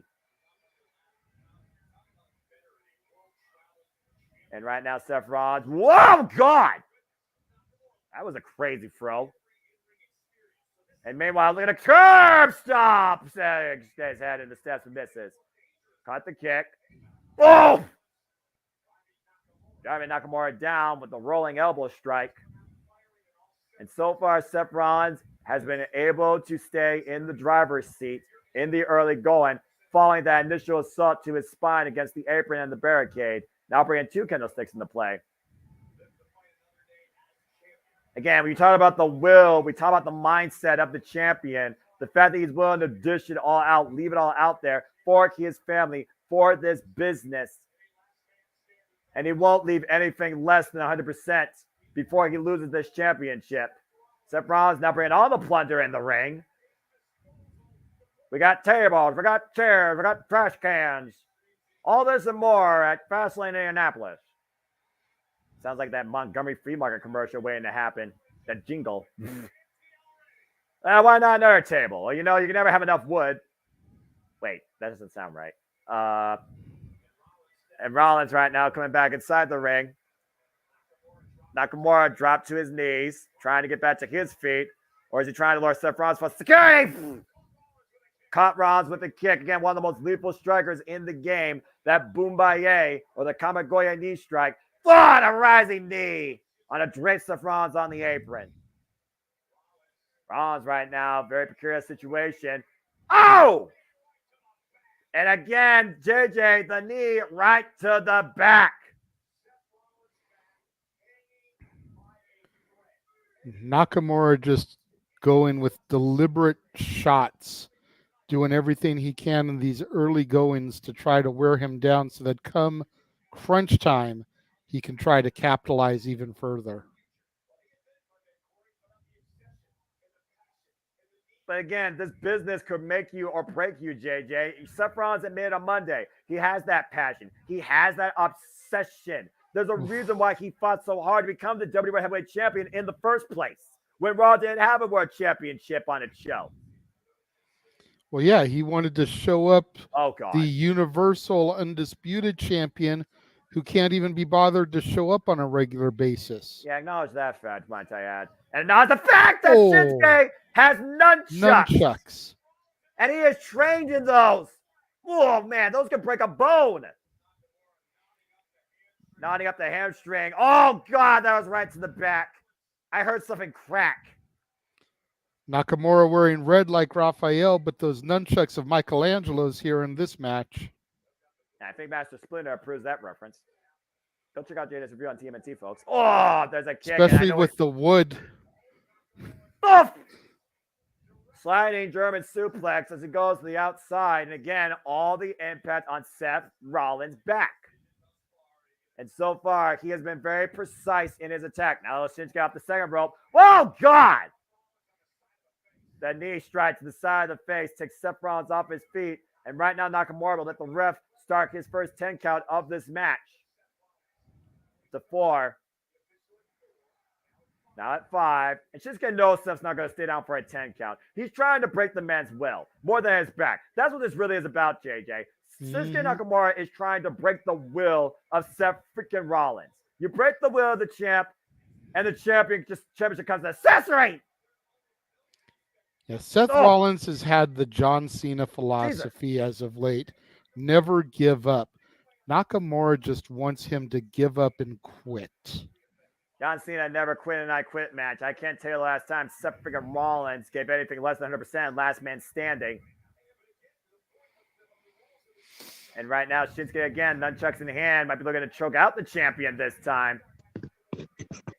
And literally wrenching the jaw. You see the chain across the jawline of Seth freaking Rollins. Seth him down to a knee. At this point, you can't break a man. You can wear him down, JJ. You can incapacitate him. There are many different ways to keep a man down for a 10. That's all that matters. Keep him down for a 10 count. Simple as that. Absolutely. You got to wonder if Shinsuke will get desperate and bring in like some nunchucks or something to try to keep him incapacitated and on lockdown, so to speak. Oh, God. I've seen some very innovative ways to keep a man down for a 10 count, whether it's duct tape, whether it was shots to the head, whether it was crush underneath a table, a steel ring step case. You and I called one of the damnedest last man standing matches ever at SummerSlam the freaking last year between Brock Lesnar and Roman Reigns. Look what it took in that match to keep the Beast Incarnate down. I'm not going to say that Shinsuke Nakamura's going to those lengths. I'm not going to say Seth freaking Rollins is that sort of freaking predator that you have to do that type of stuff. But again, last man standing, you have to go further than what's regularly expected from you or your opponent to keep someone down from 10. And sometimes resourcefulness or violence is the path to success. 100% accurate there, Noah. I find no faults in your logic. Shinsuke Nakamura right now wearing down Seth Rollins with a chokehold. Now again, clubbing shot to the spine. Again, no disqualifications, no countouts, no rope breaks, anything goes. The only way to win last man standing match, keep your opponent down for 10. Seth, though, lands on his feet, though. And Miles of a sling blade. And if nothing else, Seth Rollins buys himself some critical time. But both men are down, so the ref will start his 10 count. Yeah, rough counting for both men at this point, since both men are down.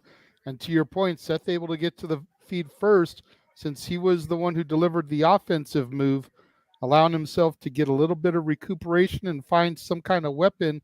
Looks like he's going for the Singapore cane, the kendo stick, to dish out his brand of justice on the Nakamura. Now, he knows how to swing a kendo stick. I can guarantee you that. And he's just wailing away at Shinsuke Nakamura, unleashing all that pent-up rage. Unloading here. And there's that shard-driven trash can that he had some bad vibrations in earlier. Oh, man, the side of the head. And Shinsuke driven to the outside. Now Seth looking to follow up, continue to capitalize here on the offense. Seth looking to pick up speed. Go for broke from the middle of the ring. Seth flies the tope suicida. Lands on his feet. Brings Shinsuke back inside the ring. Again, what is going to be the one physical determining blow that's going to tell the story of this match? Oh, and Shinsuke was covering up, but he left his midsection exposed. The running knee strike by Seth Rollins. Seen enough of those tonight, I'll tell you that much. And now Seth right now going for broke on the top rope. Frog splash. Got all of it, but man, did he not win out himself in the process. And now the official once again started his 10 count. Again, Umaga was incapacitated, being choked out with the steel freaking ring rope by John Cena in Last Man Standing for John Cena to keep the WWE Championship. And that was back at Royal Rumble 2007. And once again, Nakamura back up to his feet. Seth Rollins looking to swing and a miss. And now Shinsuke Nakamura using the candlestick to his advantage, trying to choke Seth out and backstabber in the process. Shinsuke Nakamura looking to follow up again. Sliding, running knee strike, and just again taking off his feet.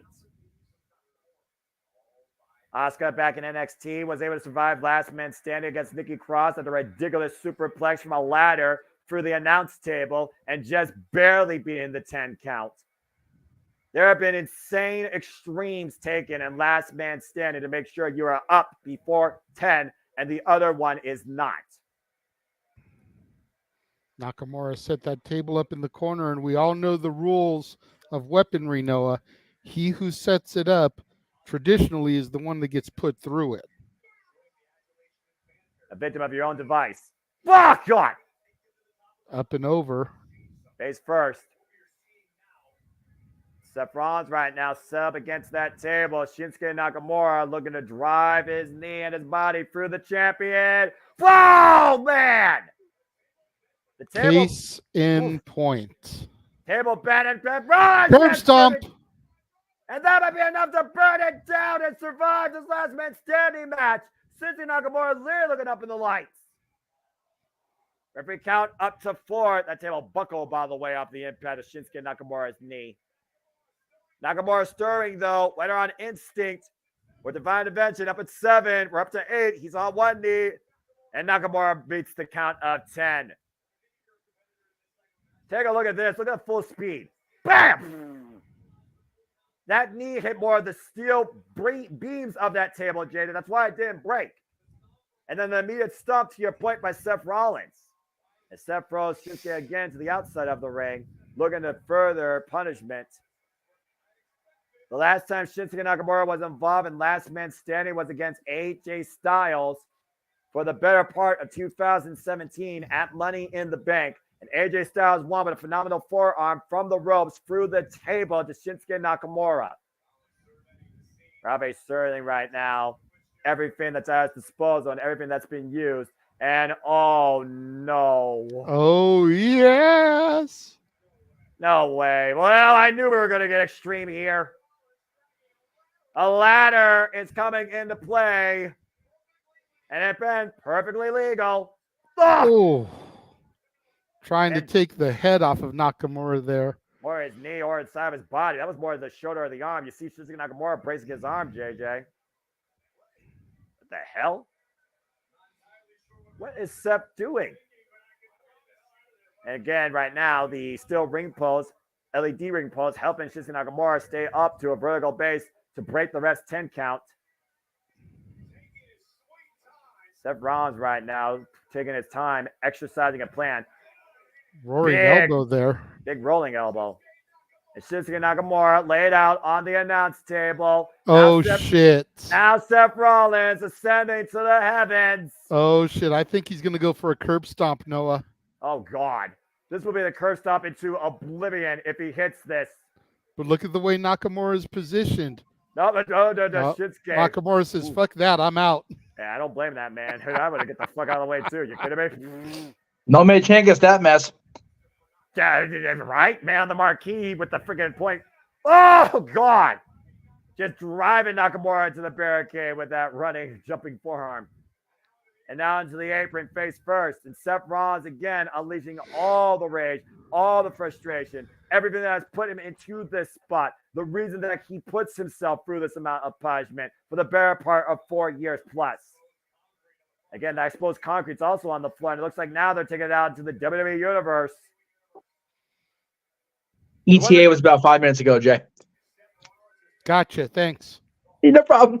I was wondering why we were so quiet for a moment there. I just want to make sure everything's okay. And Seth right now with a steel chair in hand. And Shinsuke Nakamura going further into the WWE Universe. Looks like we're going to take it to the crowd. Oof. And Rollins in hot pursuits of Shinsuke Nakamura. By the staging area now. And Seth driving Shinsuke into that crowd barricade. I really hope those stock cars do not have keys in their ignition if I know the minds of these two men. Right now, Seth Rollins up on the shoulder. Shinsuke Nakamura. And, whoa, counter off. Right into that barrier, face first. And Nakamura and Seth right now fighting over at the edge of the stage, the staging crate, and the edge of the audience. Nothing but concrete everywhere, concrete and steel. Oh, boy. What's Nakamura looking for here as he climbs up on the stairs? May I remind you, those stairs right there do not have no railings on the outer part. All it's going to take is a bad step, and someone's going to have a horrible fall or injury. Again, this is for the WWE Heavyweight Championship. It's last man standing. You got to go for broke. You got to put life on the line. You got to go risk for risk. And Seth right now literally taking a bite and wrenching the head of Shinsuke Nakamura. Again, no disqualification, no counts. This goes until one man cannot step back. Oh! Trey Lobo, no! God. Right onto Rollins' back. A dreaded low blow and a fall to the concrete down below, to your point, on the spine. Seth And fall now- down, go boom. Yeah, that's putting it politely. Count of 5 already. Nakamura right now could be closing in on his first ever WWE World Championship, the WWE World Heavyweight Championship. Seth Rollins trying to have himself up in the stage crane. He does so at 9. Barely. Doesn't matter. Barely is enough.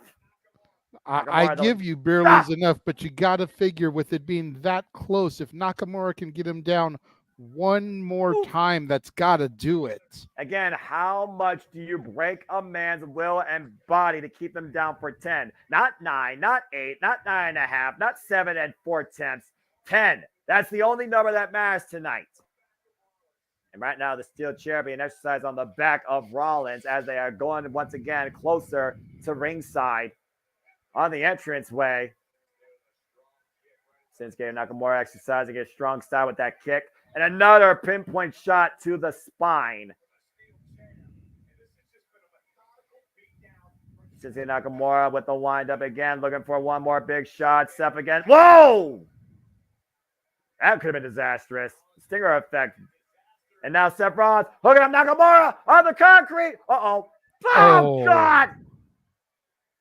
Jesus. Back body drop on the exposed concrete to Seth freaking Rollins of the attempted pedigree.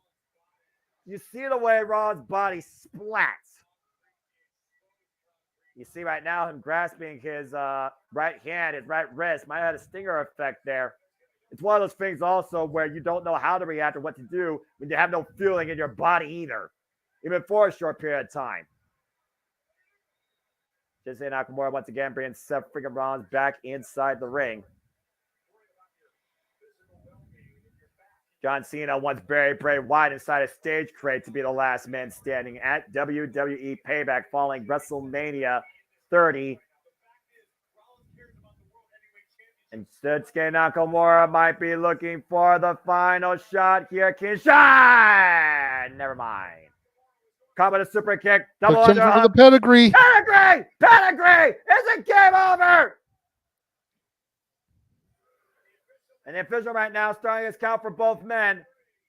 Take a look at this. The Kinshasa caught into a running super kick, and Seth Rollins hooked Nakamura perfectly for the pedigree. Does Nakamura still have it continue? Seth Rollins up to his feet, though. Up to 8. We're up to 9. Nakamura just beats the count again. Barely does he roll to the outside. Again, Seth Rollins favoring right now. The damage done to his lower spine. You see him grasping it, JJ. Seth has eyes on that table in front of him. We talked about the conditioning. We talked about the wear and tear. We talked about the endurance factor. All that's coming into play now, particularly for Seth freaking Rollins. He can't even lift that table.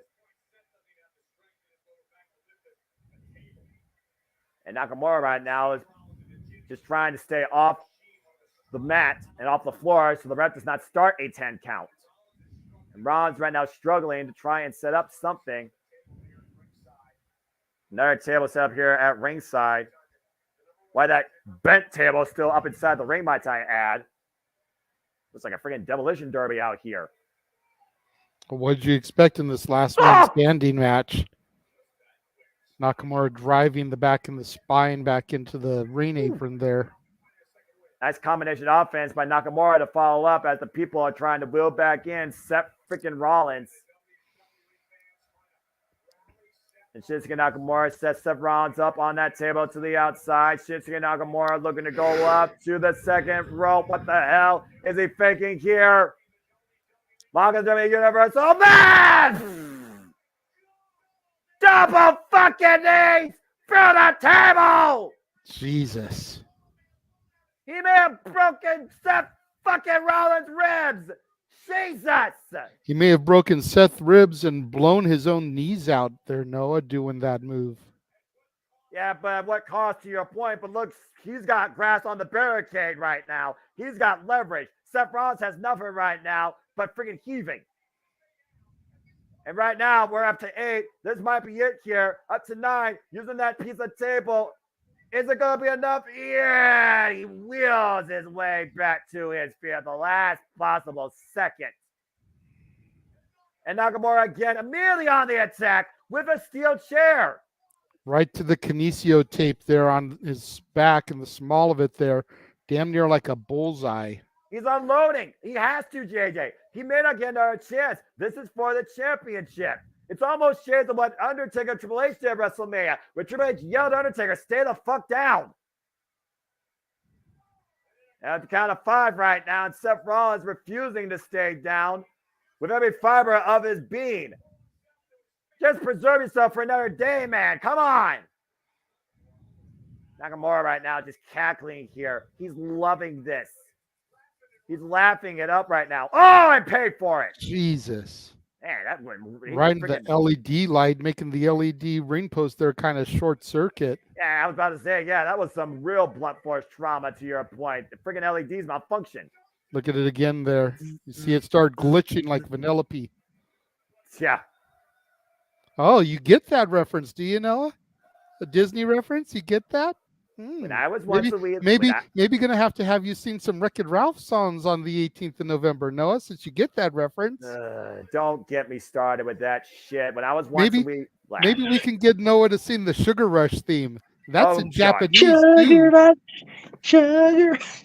The only rush right now is the rush of adrenaline that Suffering Rollins apparently has had as he ascends the ladder again, trying to look for the curve stomp from heaven to send Nakamura to hell. And Nakamura is following a hot pursuit on the other side of a damn ladder. So what you're saying is there's adrenaline in your soul and J1 tag goal with Cody Rhodes? Oh, God. Whoa. Rollins, oh, my God, the mist! The red mist is a great Buddha, and Seth crashes from the ladder for the table. Shades of Shinsuke Nakamura's greatest idol, the Great Buddha, missed in the face of Seth freaking Rollins. And he just threw him off that ladder through the table. In a count of 5. Is Nakamura about to celebrate as the new WWE Heavyweight Champion? We're up to 7. 8. Seth Rollins trying to stir. 9. Take down, Seth. It's not worth it. And he's back up. Michael Cole even telling Seth to stay down. And he wouldn't do it. Well, great minds think alike when it comes to your sanity versus long-term injury. Damn. That should have been it right there. And he took that mist all up in his grill. Oh, my God, that's gross. Oh. That red mist, too. Great Buddha can tell you what the red, the black, and the green is. Each one are different levels of pain and intensity and blindness. Yeah, black's the worst. Ask Nydia. And Rollins right now, off through the damn chair in the ring. Sidewalk slam, writhing, convulsing in pain. Shinsuke setting up Seth Rollins again. Kinshasa through the table. Count him. That's got to be it. That has to be it. For the love of God, someone save Seth fucking Rollins from himself.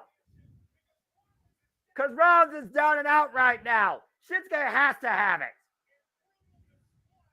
Absolute brutal display of brutality by the Kia Strong style. We are up to 7. 8. Rollins is somehow still 9. trying to stir away to his feet and does so. And he's on his feet. Great wherewithal. That's smart. And instincts by the champion, but foolishness on the actual individual.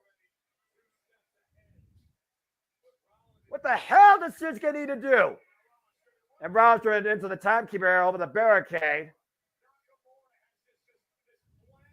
Again, Nakamura is seeing red, despite the fact he spit red mist at Seth freaking Rollins. He already should have been champion 2 times over. And once again, back out in the WWE Universe, Seth freaking Rollins. The Fieldhouse getting a full display of this brutality by the King of Strong style. This is the shades of the old NJPW Shinsuke Nakamura. The dominant, violent, strong heel that led as IWGP Heavyweight Champion of Chaos. Oh! The same man that beat Kazuchika Okada in 2015 via submission. And Seth Rollins right now just set up against that partition, against the audience. What the fuck is Shinsuke thinking here? This is not where we should have seen against AJ Styles 6 years ago, for being real. I don't know if Seth Rollins is going to be able to walk the same again. We talked about, again, how Seth says he won. Oh, my God. Again, just the clubbing onslaught, the stomps and the punches by the King of Strong Style. Nakamura now looking to lift Seth freaking Rollins, maybe for the last time, to a grave. What the hell? The Rollins fights back, though. And now Seth Rollins hooking up Shinsuke Nakamura and pedigree! How is Rollins able to still do this offense? It's the will of the champion. It's the passion of this man. And Seth Rollins, Curb stomp! Another stop to Shinsuke Nakamura. Both men down on that raised partition in front of the audience. Referee starting his 10 count again. A count of 4 right now, a count of 5, and both men are not to their feet. In the case of a double count, the champion would retain, by the way. Nakamura and Seth both able to get back up to their feet, if nothing else because of that barricade. And Seth once again hooking up Shinsuke Nakamura. Oh, God, no. And it's a fucking arrow! Jesus. 2 tables! But who did that damage more, Noah? Look at the way Seth is writhing in pain after crashing through the table with that Falcon Arrow. At this point, JJ, I don't know who is damaged goods more. I know this, that Falcon now needs to do the deal for the sake of both these men's careers. Up to 7. Both men down, up to 8. And Shinsuke Nakamura, up to 9. Those collapses, and Seth Rollins retains! God! Damn this testament of will demonstrated by the maniacal, broken Monday Night Messiah. Seth freaking Rollins finds a way to be the last man standing against Shinsuke Nakamura. How the fuck did Seth freaking Rollins survive this? Unbelievable. Let's go back to some of the replays of this. Again, JJ, we thought Seth was down to this. We thought they collapsed his ribs. And your point, the Shinsuke blew out his knees. And then Shinsuke Great Muda, the red, blinding, stinging mist, and a fall through the announce table to boot. But Rollins refused to stay down. And then a sidewalk slam into that chair. Seth Rollins convulsing in pain as his spine was rearranged. And the Falcon Arrow for 2 tables. Shinsuke tried to get up with his own power. And with the help of the broken table, Seth was able to stand on his feet for at least a second as he was crowned the last man standing and is still the WWE World Heavyweight Champion.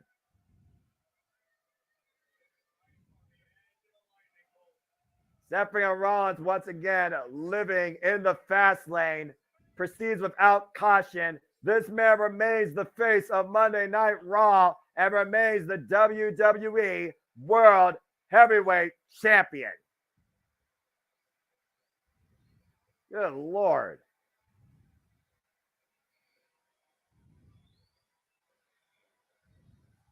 Standing ovation from the WWE Universe, singing the praises of Monday Night Rollins. As we finally pull into the finish line for this WWE PLE, we thank you once again for tuning in to this live watch event. For the Renegade Wrestling, JJ Williams, I am the Seminole Foster saying congratulations to Seth freaking Rollins, once again proving why he is Monday nights, being the last man standing, taking first place in the main event. What a show. Good Lord. Wow. I'm surprised we're ending. No cash in. Right? That knee Legitimately surprised, but not mad about it, right? No, I'm okay with it. It's got to happen eventually, but at the end of the day, Rhea Ripley with discretion beating foolish, maybe merit, And Damian Priest being preserved for another day, considering that's Judgment Day's biggest chance to rule Monday Night Raw with an iron fist, not wasted. Seems to be, based on what I'm seeing the highlights from earlier, the Night of the Mist. Mhm. Yeah. Oscar with the blue Well, I'm sure mist. that's not the first time Charlotte had something sprayed in her face. Well, though. you kindly, my goodness. Mm. It's one thing with the Bucks. What did Charlotte ever do to you? Good Lord Almighty, my goodness. Hey, that's I'm why not he's saying the you're wrong, but damn. Renegade released. What? That was a Renegade fun. really- That was a fun You PLE. want to rethink that phrasing, Noah, based on what he said? What? Thank you. Can I? Yeah. I said you want to rethink that phrasing based on what he said. Renegade release. I'm just throwing that out there. Well, engaged. I don't know. I mean, Engage works. Engage works. There we go. Engage works. There we go. I Kill mean, switch you know, engage because you done killed that one. Oh, so like, what I saw was good, and what I came back to watch at the end was really good. Good night. Good day. Not so much at the crypt for the Kings, but you know what is. I am going to bow out of the room so I can make sure everything is set up in the other stream for open mic night, gentlemen. All I right. will let Jeff wrap things up here and hit Cool. the live button over there exactly at 8 o'clock. Then I'll run the post pay-per-view introduction, which is about 5 minutes, not near as long as the normal one. That way we still come in, where we need to. But all right. so I will see everybody in a few minutes over on the open mic night side of things. Okay, so I'm hitting live right at 8 o'clock on the button. Yes. Very good. Can do. Fair enough. And Well, as we check out the super chats, ding. Queen sleep for the big baller. It's been a couple weeks of that so far. I think we had Walter clean sweep last week during Wrestle Dream, although that didn't say much, as pretty much became a predictable show, but not a bad show, right? No, I mean, again, there really hasn't been a bad show this year, and that says a lot to the entire wrestling. There hasn't been some shows that are underwhelming. Maybe it depends on, fans' perception, but overall, every company this year have been firing on all cylinders.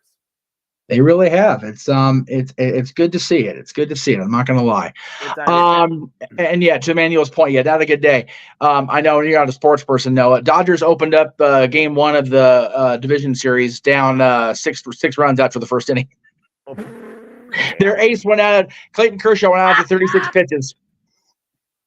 Well, what are you gonna do? Kershaw had a bad start, and we're on the radio heading out of the hockey because it was a post-game Kings event for the season ticket holders. That's why I was able to be on, because I wasn't part of that because I came into the plans late. But we're listening to the game on the radio, and they're calling. It's like we're still in the first inning, and like we're hearing this, and like you can hear the announcer. It's like, oh, this is not going to be good. And then he said the score was like, so Kershaw out, bottom of the first. We'll be back 6-0 Arizona. It's like, oh, God. Well. What are you going to do down to the buzzer beater? Speaking of buzzer beater, we got about 3 minutes before we have to transition into open mic night shenanigans. So, wait a minute. Did I just hear you say 3 minutes? Yeah, I just said that. Damn it. I love this shit. That's okay. That's okay. But yeah, great. Again, as always, you and JJ with the masterful call, as you can do on the PLE. So thank you. And again, you can check out both those guys coming up on Tuesday night, as we have not a science fiction, but it still is why am I refreshing the page? Just knock that shit off. I botched it. I didn't mean to. There it is.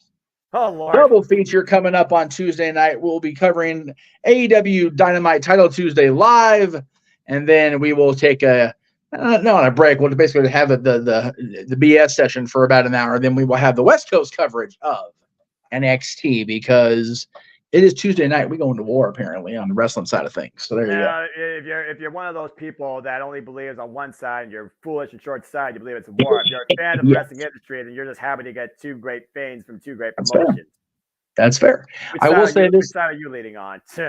I mean, I will say this, though. WWE realizes what AEW, the threat AEW is, because they are loading up NXT. So I like it. It'll be. I'm not gonna lie. It'll be cool to hear you guys call an event of NXT's offering that has John Cena, Paul Heyman, Asuka, Cody Rhodes, and possibly even The Undertaker. That'll be awesome. Still beyond game buzz. It's going to be interesting to say the least. And I'm looking. And with that being said, we're going to bow out of this stream and head over to Open Mic Night. So don't go anywhere if you're watching across the multiverse, because the same channels are going to have Open Mic Night coming up right now, top of the hour, for Superman Noah Foster and the renegade of commentary, JJ Williams. I am Jeff Meacham, the founder, the man whose name is not on the marquee because I messed up. We will see you in seconds over on Open Mic Night.